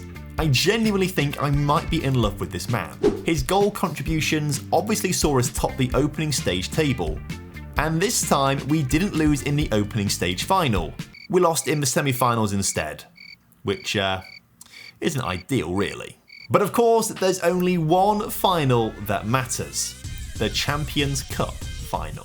So to help us get over the line, we signed 34-year-old Jean-Claude Todibo for $1.5 million. At 34 years old, he still looks incredibly good and will add the experience we need in the back line to not bottle things. Once again, we start in the Champions Cup second round, and we're taking on Alajuelense from Costa Rica. After a goalless first half, I threw the water bottle at half time, and the players responded with 5 second half goals, including 2 from Moon to dominate the first leg at our place, which was very handy as we could only draw the second leg 0-0. In the quarterfinals though, we scored twice within 15 minutes to take the lead over fellow Mexican side Leon. However, they managed to pull one back at the start of the second half, so Moon had to go ahead and restore our 2-goal lead with a header of his own. But Leon just wouldn't lie down. They pulled another goal back in the 68th minute, so this time Moon had to turn provider for us to take a 4-2 lead. But in the 90th minute, Leon, who stayed a thorn on our side, scored a penalty. But fortunately, we fought hard to score a 5th goal in the 91st minute to win 5-3 in a very entertaining game. And obviously the second leg was a total snooze fest. This season, if we can get past Puebla in the semis, we'll face either New England Revolution or Atlanta United, who have the advantage from the first leg in the final. Obviously, Moon opened the scoring for us early on, with a very fortunate deflection taking it past the keeper. We then let Puebla know that we mean business by scoring in the 69th minute to make it 2-0, but they fought hard and pulled back a goal in the 83rd from an excellent ball over the top. Luckily for us though, we gave ourselves a bit of breathing room when Moreno added to his assist by scoring in the 93rd minute to ensure we won the game 3-1. In the second leg, Tiniero scored from a Moon corner, and despite Puebla scoring late on, we'd done just about enough, but at what cost? Moon went off injured just before half time. He's pulled his ankle ligaments and would be out for 2 to 3 weeks. It's going to be incredibly touch and go for him to be fit for the final. But given we'd had to play Tigres twice in the 6 days leading up to the final, It was actually touch and go if any of our players would be at peak fitness. But we have to play the hand that we've been dealt. Moon isn't quite yet fully fit, but I'm going to start him. So as we stepped onto FedEx Field in Washington DC, we knew the game was going to be an uphill battle. It took until the 36th minute for the first highlight of the game, but Moreno's curling effort agonisingly hit the crossbar. The loose ball fell to our man Moon, but the keeper pulled off a remarkable save to keep the game 0-0 heading into half-time. Although Atlanta had more possession, we hadn't allowed them a single shot on goal. I tried to encourage the boys at half-time, but they just couldn't create anything clear-cut. Cardinale was forced to make a save from an impressive Atlanta United free kick, but it was clear that the fatigue in the side was affecting our players, as we'd only had one shot in the half by the 73rd minute. So reluctantly, off comes an exhausted Moon, Suarez and Moreno for a slightly less tired trio of Rodriguez, Rincon and Glass. With 10 minutes to go, I shouted encourage, but it didn't have any effect on our players. So at the end of 90 minutes, with the scores at 0-0, the game will be decided in extra time or penalties. I brought on some fresh wing backs to give our defence a bit of energy and to try and create some chances out wide. And that's exactly what Sanchez did. Sprinting down the right wing, he put a ball into the middle, but we somehow couldn't put the ball in the back of the net. Poetically, it was virtually the exact same big miss we had in the final 12 months ago against Chivas. Does this mean we're going to suffer the same fate and lose the final again? Well, if we were, it was going to be in a penalty shootout, and we'd subbed off our best penalty takers. I told the boys to relax, pick their spot, and don't change their mind. Atlanta were at first, and just scored past Cardinale. Rincon scored for us by sending the keeper the wrong way. Atlanta then scored their second penalty, and Mazzara was incredibly lucky to score his. But when it came to Atlanta's third, Cardinale guessed right and made a huge save. That gave Glass the chance to give us the lead, which he couldn't do. So Atlanta went and scored their fourth penalty, piling the pressure on Espinosa, who had his effort saved. Cardinale had to save the next penalty, or we lose the match.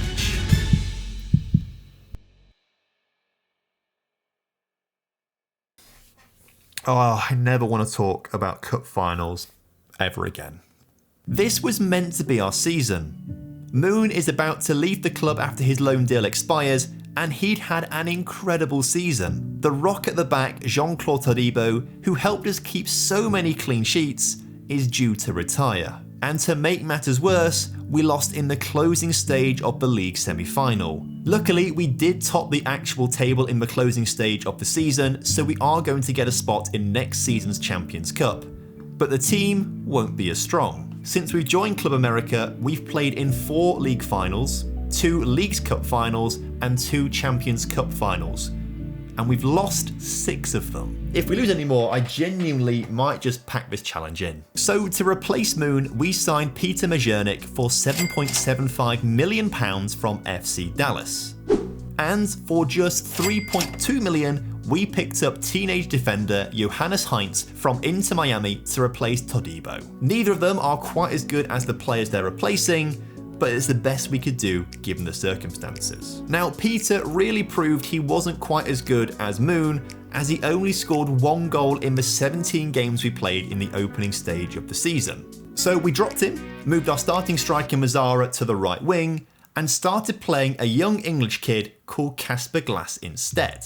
We signed the Englishman on a free last summer when he was let go by Man City. Despite only having 9 finishing, it seems like he wanted to redeem himself for missing a crucial penalty in the Champions Cup final. The boy just kept getting in the right positions and scoring goals. By the end of the opening stage, he was the joint 4th top scorer in the league with the 2nd best goals per 90-minute ratio, helping us to the top of the table and a semi-final exit in the knockout rounds. At least we didn't get to lose another final, I guess. But maybe we have found the man to take us to the Champions Cup trophy. This season we're back in the first round again, where Glass didn't score past Aguila from El Salvador, but 5 of his teammates did, as we won the first leg 6-1 away from home. But he did score as we dominated the second leg to progress. Here he opened up the scoring in the second round against Saprissa from Costa Rica. Mazzara extended our lead, and Suarez gave us a third before Glass scored his second from the spot, and then completed his hat-trick to win the game 5-1 at our place. In the quarterfinals, we had our first Mexican opponent in Atletico San Luis, and we scored the opening goal of the game. However, San Luis scored an equaliser 10 minutes later.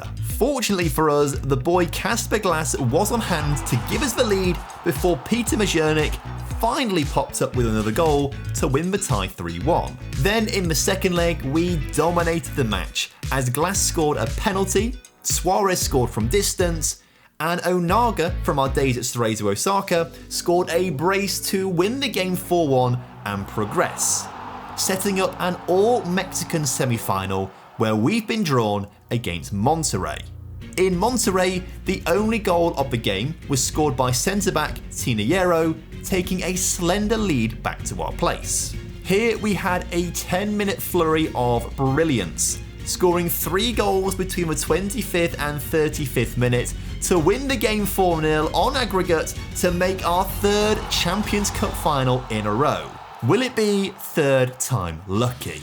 Well, Toluca are certainly on paper the easiest opponent we'll have come up against in the final, but 6 minutes into the game, they almost punished us. After breaking free from our defenders, they just kept the ball in play and recycled possession to the edge of a D, forcing Cardinale to make an incredible save. However, they had a short corner routine that we weren't prepared for.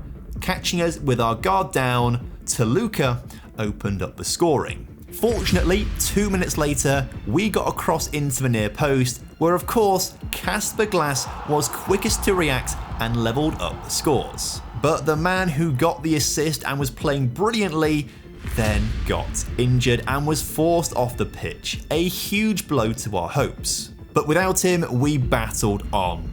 Suarez spotted a clever run from left winger Moreno, who was in behind the defence, and all he had to do was find Glass, who gave us the lead.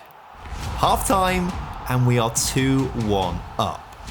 A third goal here would kill the game off, and Glass had already started celebrating, but his header came back off the crossbar, denying him a hat-trick. But eventually, through sheer persistence, he did manage to score another goal to complete his hat-trick, only for it to be ruled offside for the tightest of margins.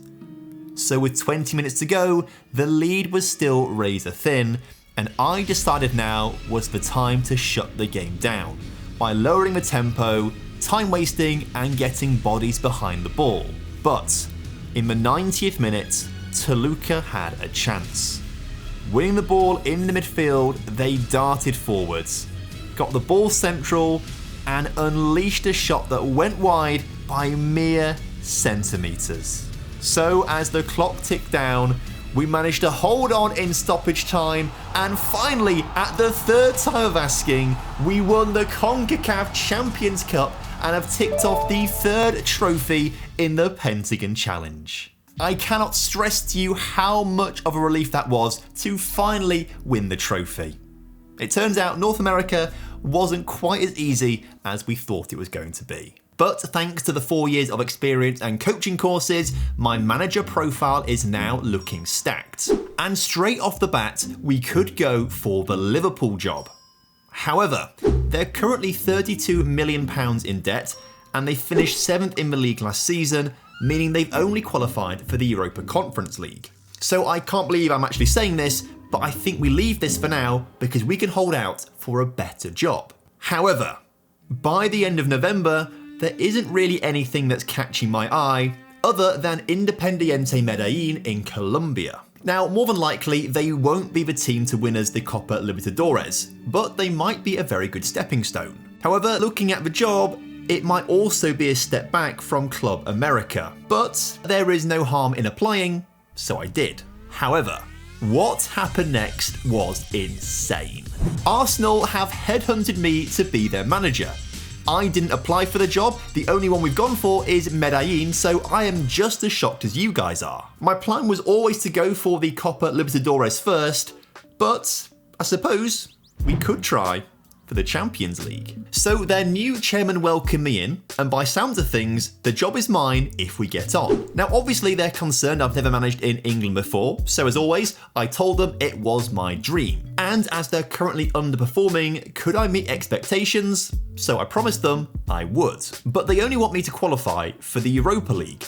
And that's because Arsenal are currently only 10th in the table, but they're just 4 points away from the top 4. However, they've only finished in the top 4 twice in the last 5 seasons. And this year, they don't have any European football. But that could work to our advantage as we just solely focus on getting into the top 4. So I told them I will qualify for the Champions League. So whilst I am now dreaming of managing Arsenal, taking the job at Medellin has kind of lost its charm. So I'm going to reject it. Either we get the Arsenal job, or we just wait for something else a bit further down the line. So, thankfully, Arsenal did offer me the job, and I'm now the Arsenal manager. But I don't understand how this Arsenal side is doing so poorly, because the team is incredible. We're going to play Mikey Moore on the left-hand side of the attack as an inverted winger.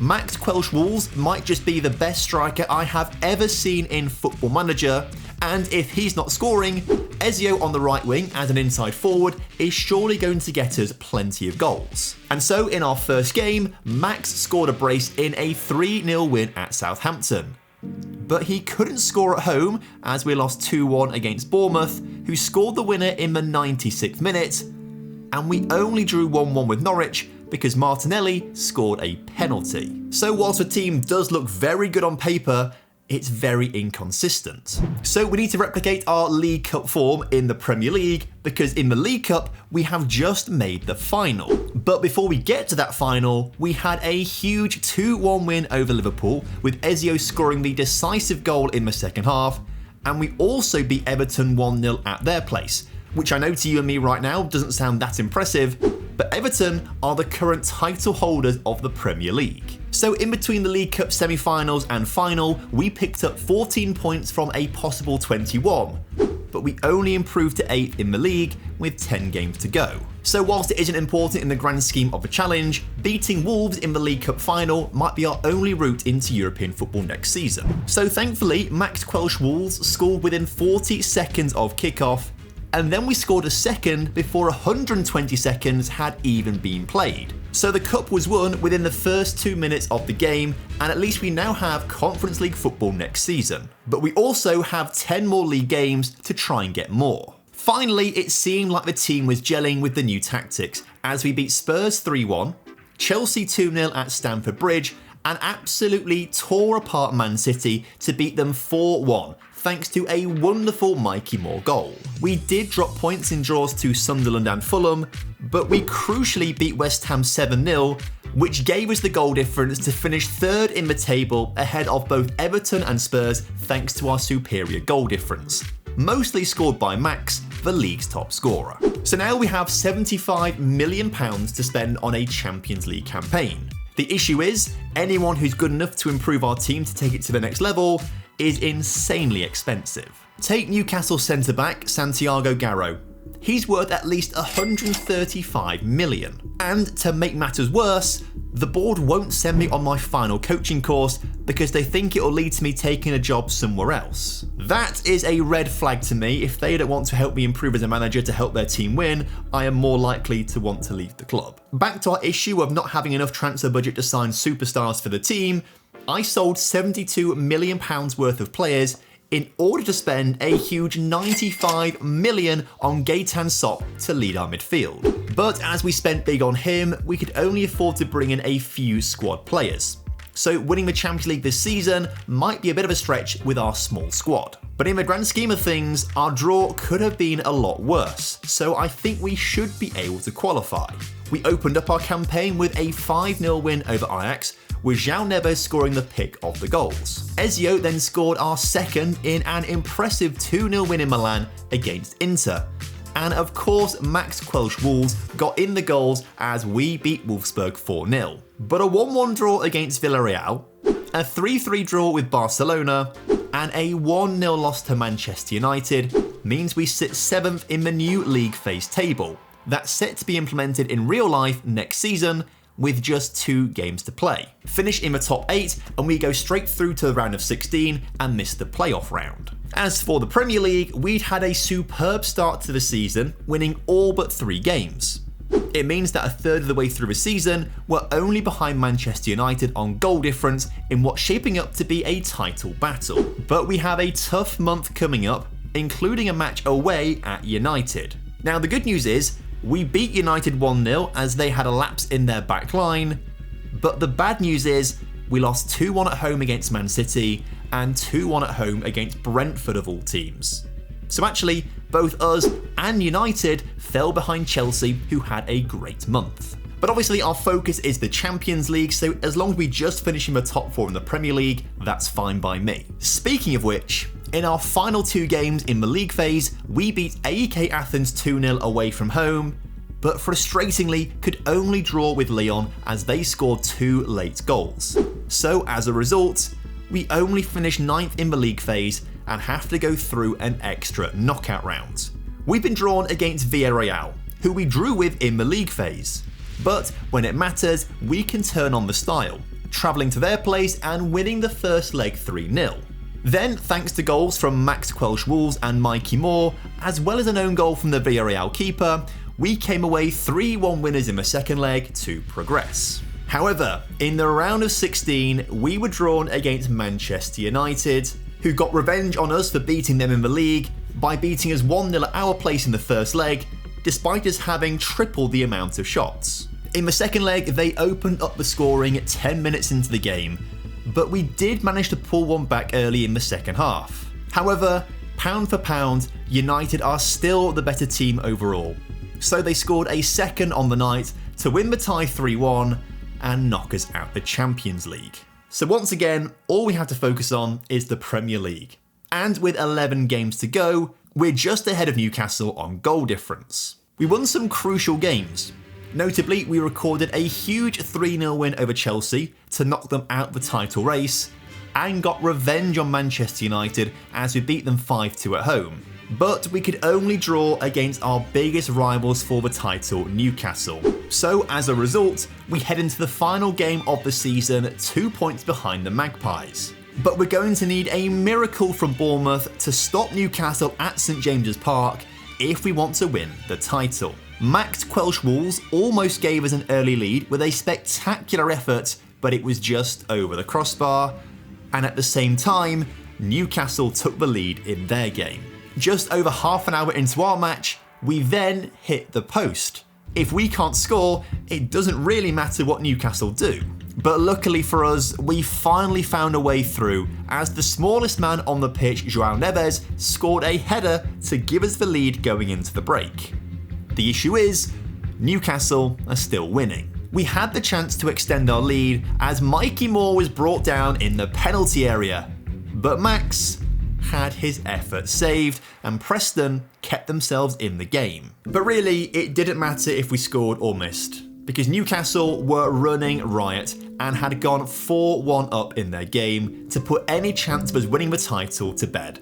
So in the end, it is a trophyless season here at Arsenal, but I think we have made some progress. However, I think a better job has just become available. AC Milan have just sacked their manager as they underperformed in third place after winning 2 of the last 5 Scudettos. But crucially, they lost in the Champions League semi-final, which is way further than we got.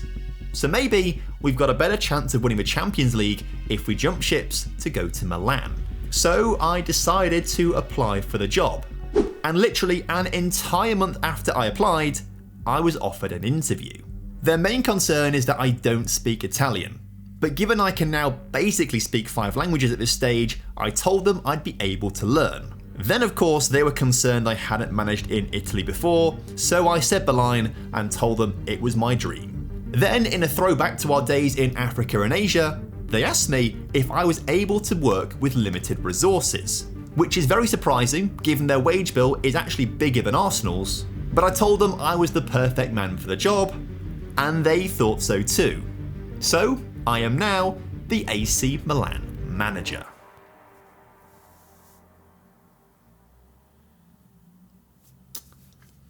Let's just ignore that for now, shall we?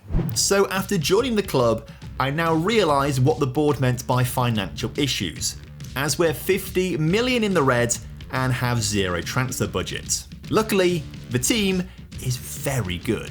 Mail Goncalves is an incredible striker and perhaps even better than Max at Arsenal, but he's also going to be fed by one of the best playmakers I've ever seen in Football Manager, Rino Carazzole. So I think we should be able to manage with the players that we've got. And we certainly came out of the block strong, as we beat title rivals Juventus 3-1, Goncalves scoring 2 of the goals to lay down an early benchmark in Serie A. But despite all our firepower, we just couldn't find a way past teams like Torino. But of course, our ultimate prize is the Champions League. But we've been given one of the most difficult draws possible. Get through this and we certainly have title credentials. Bayern Munich came to visit and opened up the scoring in the 27th minute.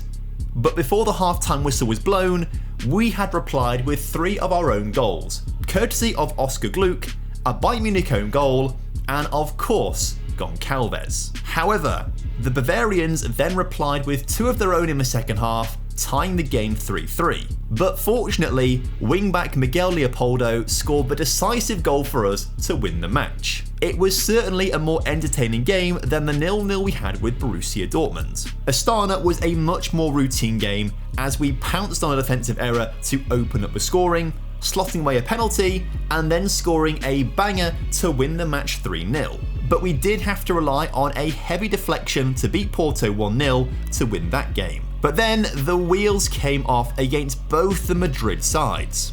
Atletico found a way past us twice to win 2-0, whereas Real left it until the 86th minute to score and beat us 1-0. All of this leaves us 16th in the table with 2 games to go, but we should have just about done enough to qualify. As for Serie A though, we had been incredible. Oscar Gluck scored in the 88th minute to beat our city rivals 1-0 on Derby Day, whilst we also beat last season's champions Napoli 3-1 as we ran riot. Another clutch moment was when we scored in the 90th minute to beat Sassuolo 1-0 away from home, but we also had the occasional huge win to show the league that we mean business. As a result, we're top of the Serie A table at Christmas and are cruising towards the title. However, we do have a very big financial issue.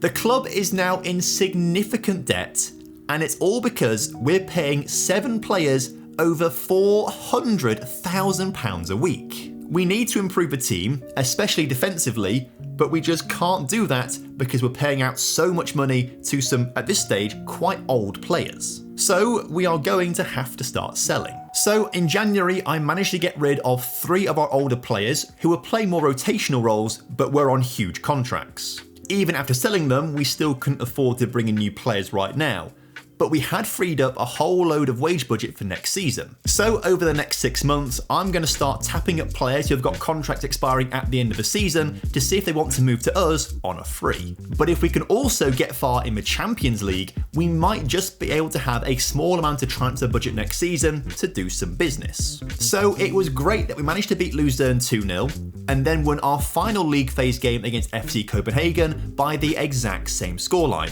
which means we finish in a respectable 11th place. In the playoff round, we've been drawn against Hoffenheim, and in the first leg, we opened up the scoring inside of 5 minutes. Then, with 10 minutes on the clock, we doubled our lead thanks to Goncalves, and then won the game with a third at the start of the second half. A 1-1 draw in the second leg sees us progress to the round of 16, where we're up against the reigning champions Barcelona. We had the perfect start to the game, as Goncalves opened up the scoring in the 7th minute, and he grabbed a second in the 15th minute.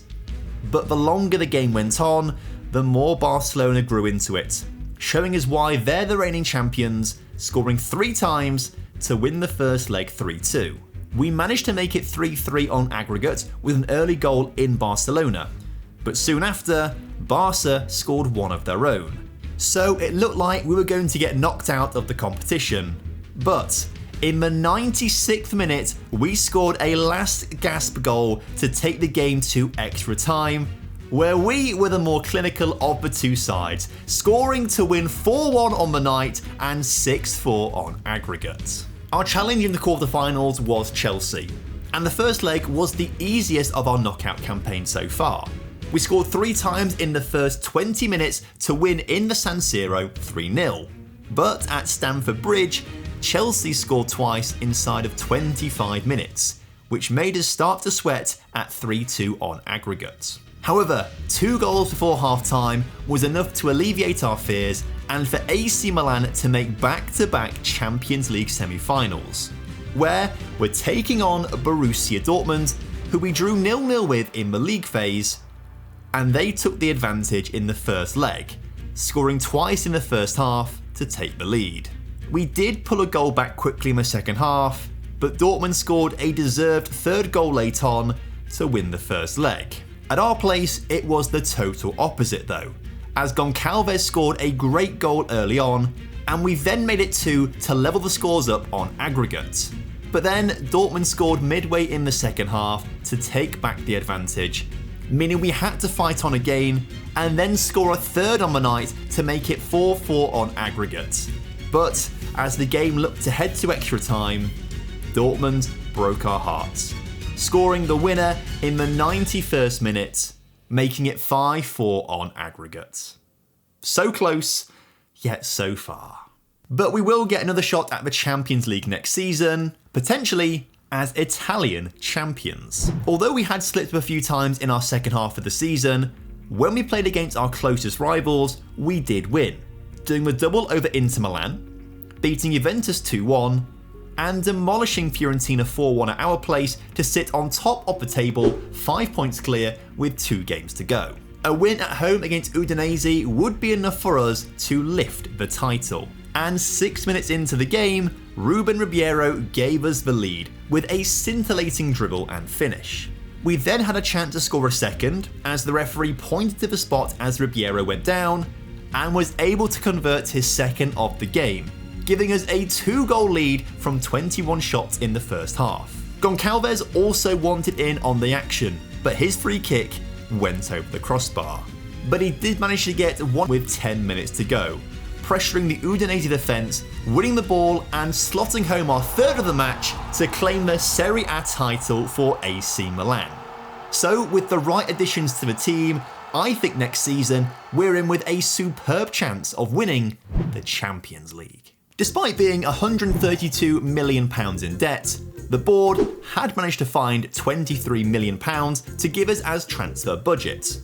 Plus, we can spend 100% of whatever we make from sales. So we aren't going to be signing any major superstars. But remember those free transfers I was talking about? Well, I've been able to bring 2 of them into the club. Our new deep line playmaker, Emmanuel Claverie, should be able to provide us with plenty of assists.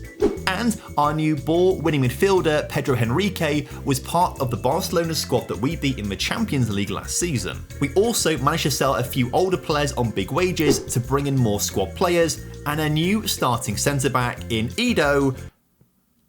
I think we'll just probably stick to Ido with this one, I think. But while he may lack a little bit technically, he is superb physically and mentally. So I think the team is better than when we joined. And the team was already great when we joined the club, so I've got a great feeling about this season.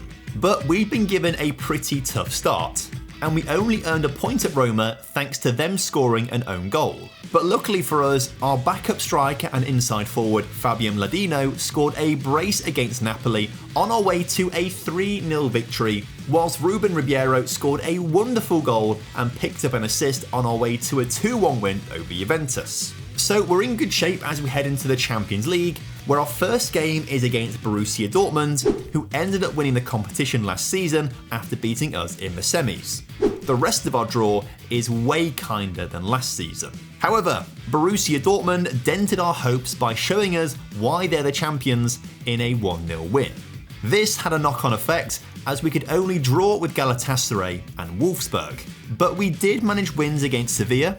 Goncalves scored a late goal against Bayer Leverkusen to win 1-0, and Portuguese Ribeiro scored past Benfica to win that game 1-0 as well. But with 2 games to go, we're only 12th in the table, and we want to be in the top 8. So it was a good job we absolutely battered Basel 4-0, with Goncalves and Reno getting themselves on the score sheet, and we followed it up with a 5-0 win over Hoffenheim, with Ladino and Edo picking up the goals. But annoyingly, it only pushes us up to 11th place in the table, meaning if we want to win the Champions League, we've got to do it the hard way. Serie A, by the way, is going swimmingly.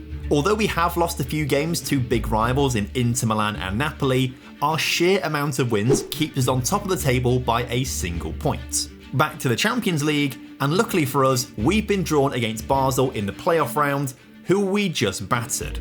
So we did it again with a 3-1 win away from home as Goncalves scored 2 of the goals, before we repeated the scoreline at our place as Ladino scored the pick of the bunch in order for us to progress. A week later in the round of 16, we had the much more difficult challenge of Newcastle United. The Saudis scored first at our place and looked in control of the game, but 20 minutes from time, centre-back Koulibaly headed home from a corner. So with the game tied heading into the second leg, this time we scored first as we pressurised the Newcastle back line.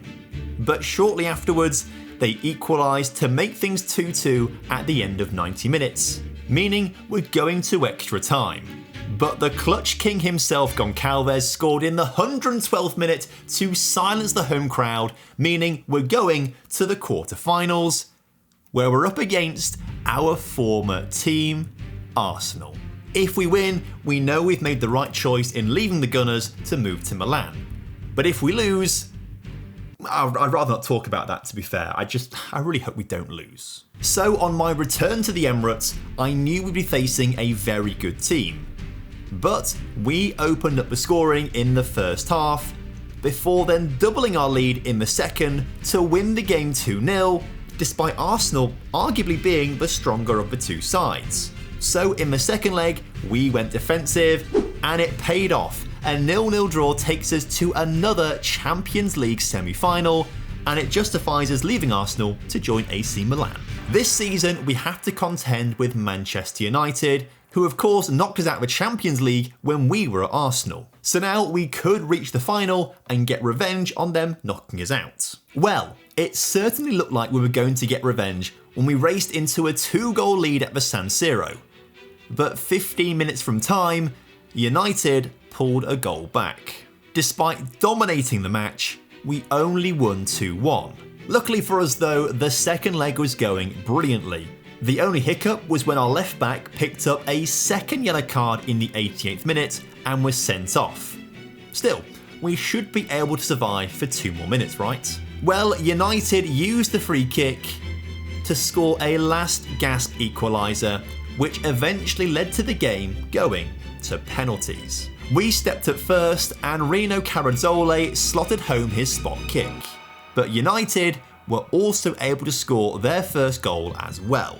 So we kept the pressure on as Ladino scored our second, before Koita sent our keeper the wrong way, but hit the post. This then allowed us to take a 3-1 lead as Claverie also scored. The pressure was piling on the Manchester United players, and it was all too much for Ibarra, who put his kick wide. So now we just need Popovic to score and send us to the final. Now, as the former Arsenal manager, we cannot lose this Champions League final. That's because we're facing off against Tottenham Hotspur for a chance to complete leg 4 of the Pentagon Challenge. However, we're playing this game in London at Wembley, so it's basically a home game for Spurs, and as a result, the first half was incredibly cagey, with just 3 shots in the first 20 minutes. But finally, the first highlight fell in our favour. A poor pass by Spurs was intercepted, and with a little bit of luck, our ball forward fell to Ruben Ribeiro, who was never going to miss from that position. 8 minutes later, and we had another chance down the left-hand side, and the cross was almost turned into the back of the net, by one of Spurs' players. But with the resulting corner from the near side, Ribeiro found Edo at the far post, who rose like a salmon and gave us our second goal of the night. But just before half-time, Ribeiro, who had been one of the best players on the pitch, fouled a Spurs attacker on the edge of the area. Would it be a penalty? It's going to VAR. And VAR says no penalty. I feel like we have really escaped with one there. So at half-time, we are deservedly 2-0 up. And 21 seconds into the second half, we had a chance to kill the game off, but the shot cannoned back off the post and away to safety. This then allowed Spurs to grow into the game, and their striker Núñez was put clean through on goal, but his shot summed up the Tottenham performance. But they just would not let up, and they kept pushing for a goal, and thanks to some questionable defending at the back from us, they finally pulled one back.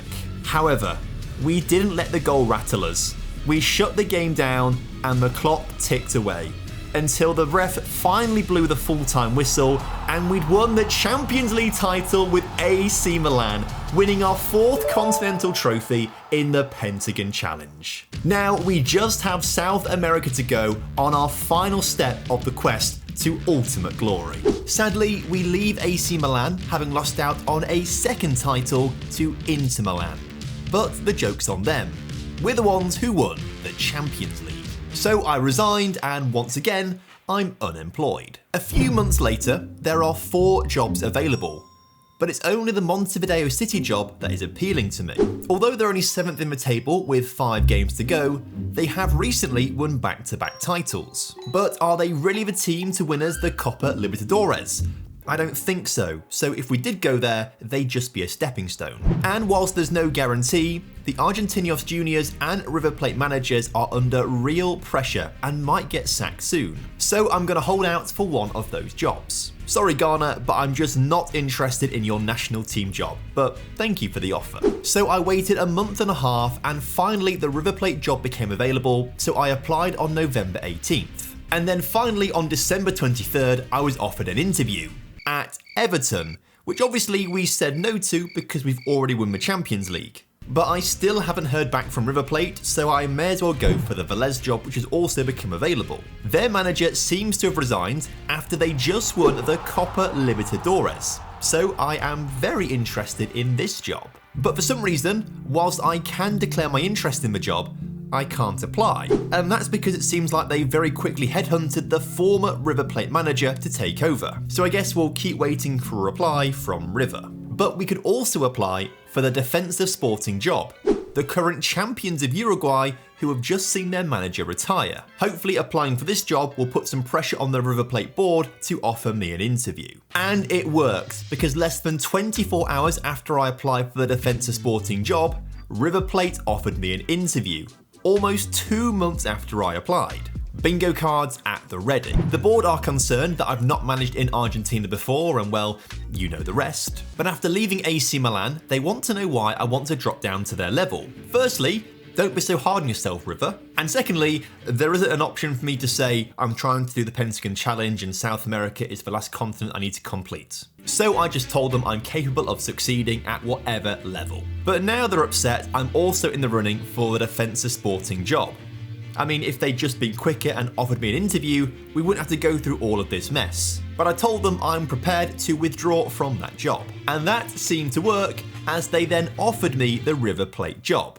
So will this be our final club in the Pentagon Challenge? We join on January 7th, 2 weeks before the season starts, so the squad is pretty much already sorted. As they did so poorly last season, there is no continental football for us to contend with this year. So we can just solely focus on the league, which is way more complicated than you might think. With 28 teams in the league, everyone plays each other once, and the winner is crowned champion. Then in the second half of the season, it's essentially a massive cup competition, everyone plays each other once in their group, and then there's one more random game to take it to 14 games in total. And then the top 4 from each group go into a knockout tournament with the winner getting a Copa Libertadores spot. The other spots are given to the best performing sides from the overall league table that keeps tally of all the games played. At least that's what I think. I'm not 100% sure, and from what I can tell from Reddit, I don't think anyone in Argentina really quite knows how the league works either. But on the eve of the season, we lost our right winger as his release fee clause was met. Even worse, we can't actually sign a replacement until July unless it's on a free transfer. And at this point, there aren't any good free agents available. We started off the season strong though, with our first choice striker, Mauro Fernandes, scoring a brace in a 5-1 win. He then followed it up with another 2 goals in our next game to win 3-2 away from home. But we also lost 2-1 to rivals Racing Club and were defeated 1-0 by San Lorenzo to bring us back down to earth. So after 10 games, we sit 9th in the table, but just 6 points away from the top spot. However, it seemed like the losses were down to our players still getting used to our new formation, as by the time we played holders Velez, we won 2-0 away from home. And then in the very next game, we beat Boca Juniors 1-0 thanks to a goal from 19-year-old right winger Edgardo Mendes. He'd been thrust into a starting spot after our first choice Lopez was sold in January, and he was doing a great job. However, I know someone who could do an even better job. The issue is Moon Sung Hwan is one of the highest paid footballers on the planet in Saudi Arabia, so we have next to no chance of signing our hero, even if he leaves at the end of his contract. So for now, we just need to rely on Mendes to keep scoring goals from the right-hand side of the pitch. But it was our left winger who we started to rely on. Patricio Viano got into some scoring form in the midpoint of the season, helping us beat Newell's Old Boys 1-0 at home, and then scored the second in a 2-0 win over Ferro, pushing us up to 4th in the table with 6 games to go until the season splits. Edgardo Mendes really doesn't want to lose his spot to a 32-year-old South Korean though, so he scored a hat-trick against Godoy Cruz to help us secure a 3rd place finish, which I think is good. I don't really know because we now have the second part of the season coming up, which I think is more important than the first part. But either way, Edgardo kept scoring for us and helped us to win games, putting us 3rd in the table halfway through this league phase, exactly where we need to be for the knockouts. But competing with him for top scorer was centre midfielder Juan Cruz Hernandez, who was creeping his way into double figures for the season. So after a great next 7 games, we managed to win our group, giving us a favourable draw for the quarterfinals of the knockout competition. But crucially, we are 3rd in the overall table, which I think should put us into the Copa Libertadores next season, no matter what happens in this knockout competition. So in our league quarterfinal, we had a dream start. Mendes' shot apparently goes down as an own goal thanks to a slight deflection. 21 minutes in and we managed to score from a back post corner, before controlling the game up until the 90th minute where we scored 2 more. Viano profited from an unfortunate deflection and then Juan Cruz Hernandez added to his tally in the 96th minute. This sets us up against Boca Juniors in the semi-finals, and it took until the second half, but we managed to open up the scoring thanks to Mauro Fernandes. But moments later, we allowed Boca to score at the other ends. But overall, we'd been the stronger of the 2 sides, and that showed as the game got to its latter stages, as Viano gave us the lead and Edgardo Mendes sealed the win with a 3rd. So for the final, we're taking on last season's champions Velez, who also won the Copa Libertadores last season. So if we beat them, it's going to look pretty good for our hopes next season. However, what transpired was the most boring half of football I have ever witnessed. 0 highlights and just 1 low quality shot around 35 minutes into the game. But finally, 58 minutes in, there was a highlight, and it was in our favour. Viano raced down the left wing, crossed it to the far post, and Mauro Fernandes headed home for the opener.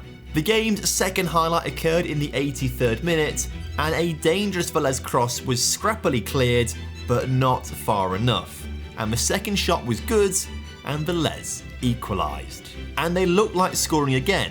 In the 88th minute, they had possession, and our keeper almost spilled the powerful shot into the back of his own net. So with the game looking like it was going to extra time, we had one final roll of the dice. Viano put an inch-perfect ball through into Fernandes, who slotted home past the keeper to win us the game in the 92nd minute.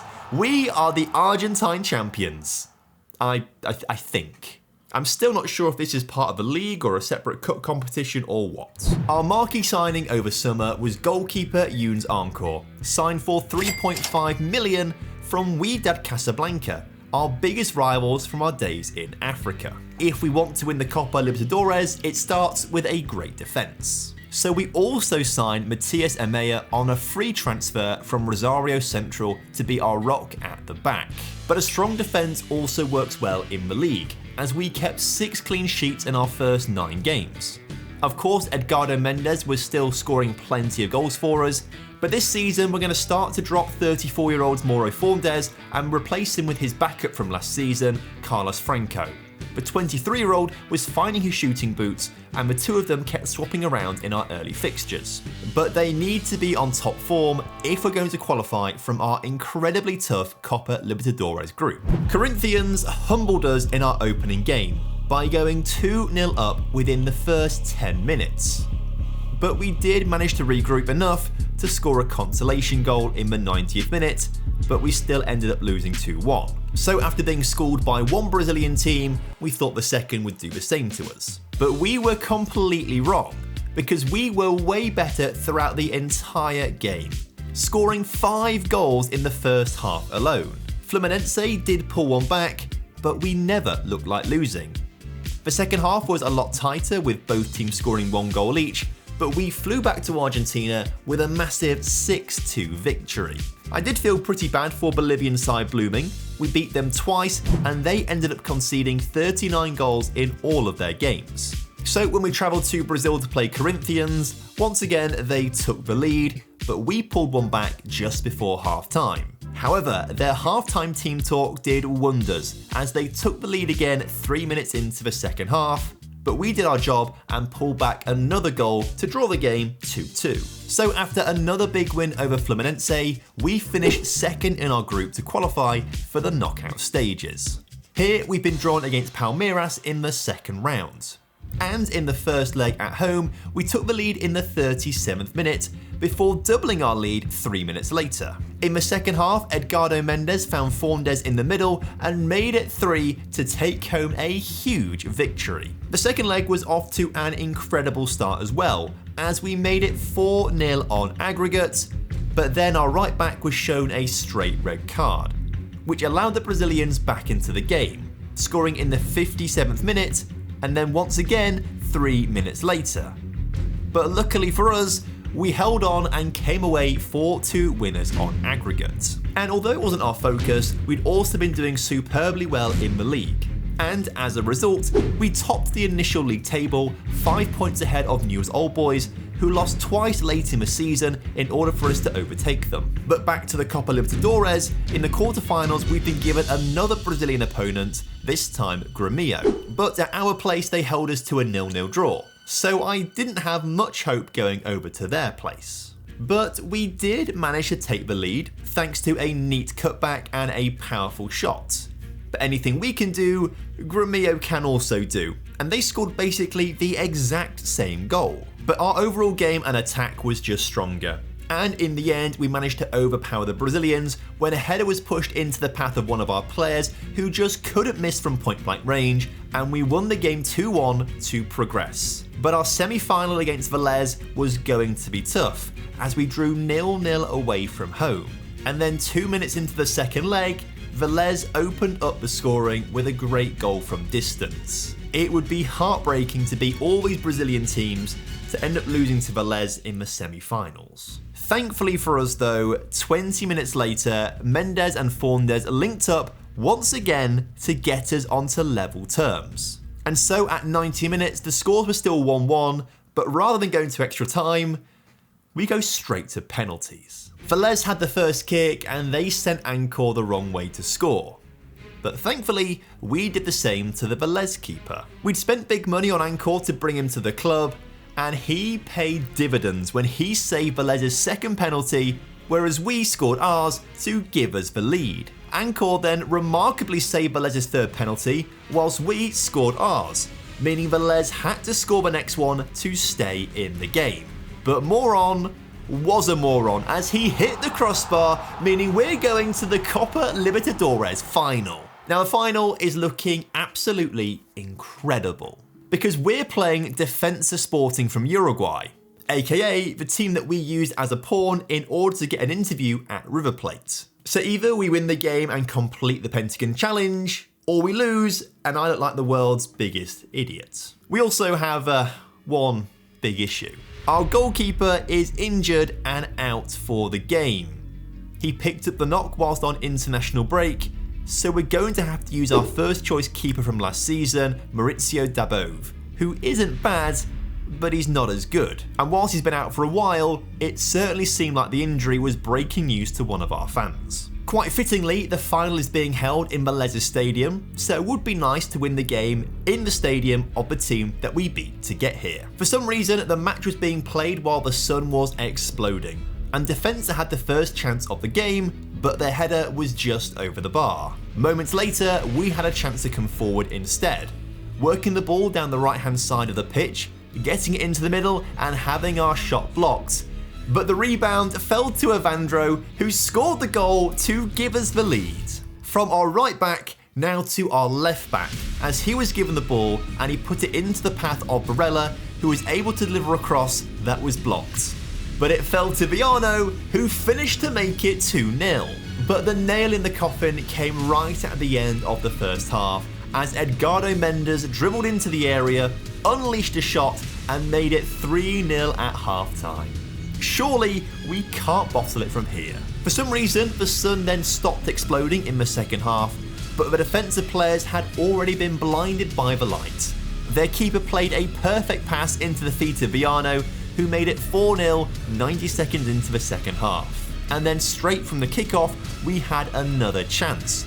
Franco was put clean through on goal, but his shot just hit the post. But in the end, it didn't matter. We'd already done enough. The CAF Champions League, the AFC Champions League, the CONCACAF Champions Cup, the UEFA Champions League, and now finally, the Copa Libertadores. We've done it! We have completed the Pentagon Challenge. From humble beginnings at Tihad Athletic Sports in Morocco's 3rd division, we ended up winning 23 trophies in total when you include all the various Super Cups and minor trophies we didn't even have a chance to speak about in these episodes. Of course, we've had great players. Reda Jardi was our star man at Tangier and the first player we sold for big money. And interestingly, he moved to Lincoln City, the club I support in real life, some years after our time at Tangier. Arthur Sousa, who's now a scout, was our main man at Cheonan, and Augustin Alvarez was our striker at Cerezo Osaka. Casper Glass was the unlikely hero who helped us win the Champions Cup with Club America, whilst Max Quelch-Walls at Arsenal and our now retired Goncalves at AC Milan are two of the best strikers I have ever seen in Football Manager. But of course, there's only one player who's in our hearts. The real hero is Moon Sung Hwan. If he wasn't on such a ridiculous contract in Saudi Arabia, he would have come everywhere with us. But clearly he values money a lot more than friendship and a good story. But to be fair to him, they don't pay the bills or create generational wealth. But now we have completed the Pentagon Challenge. What should we do next? Let me know down in the comment section what you want to see me do, and in the meantime, you can either go to the second channel where we've got a long Let's Play going on with Saint Etienne, or you can watch his other video which YouTube is specifically recommending to you and it thinks you would really enjoy. So thank you for coming on this Pentagon Challenge journey with me. I'll see you again in one of these videos.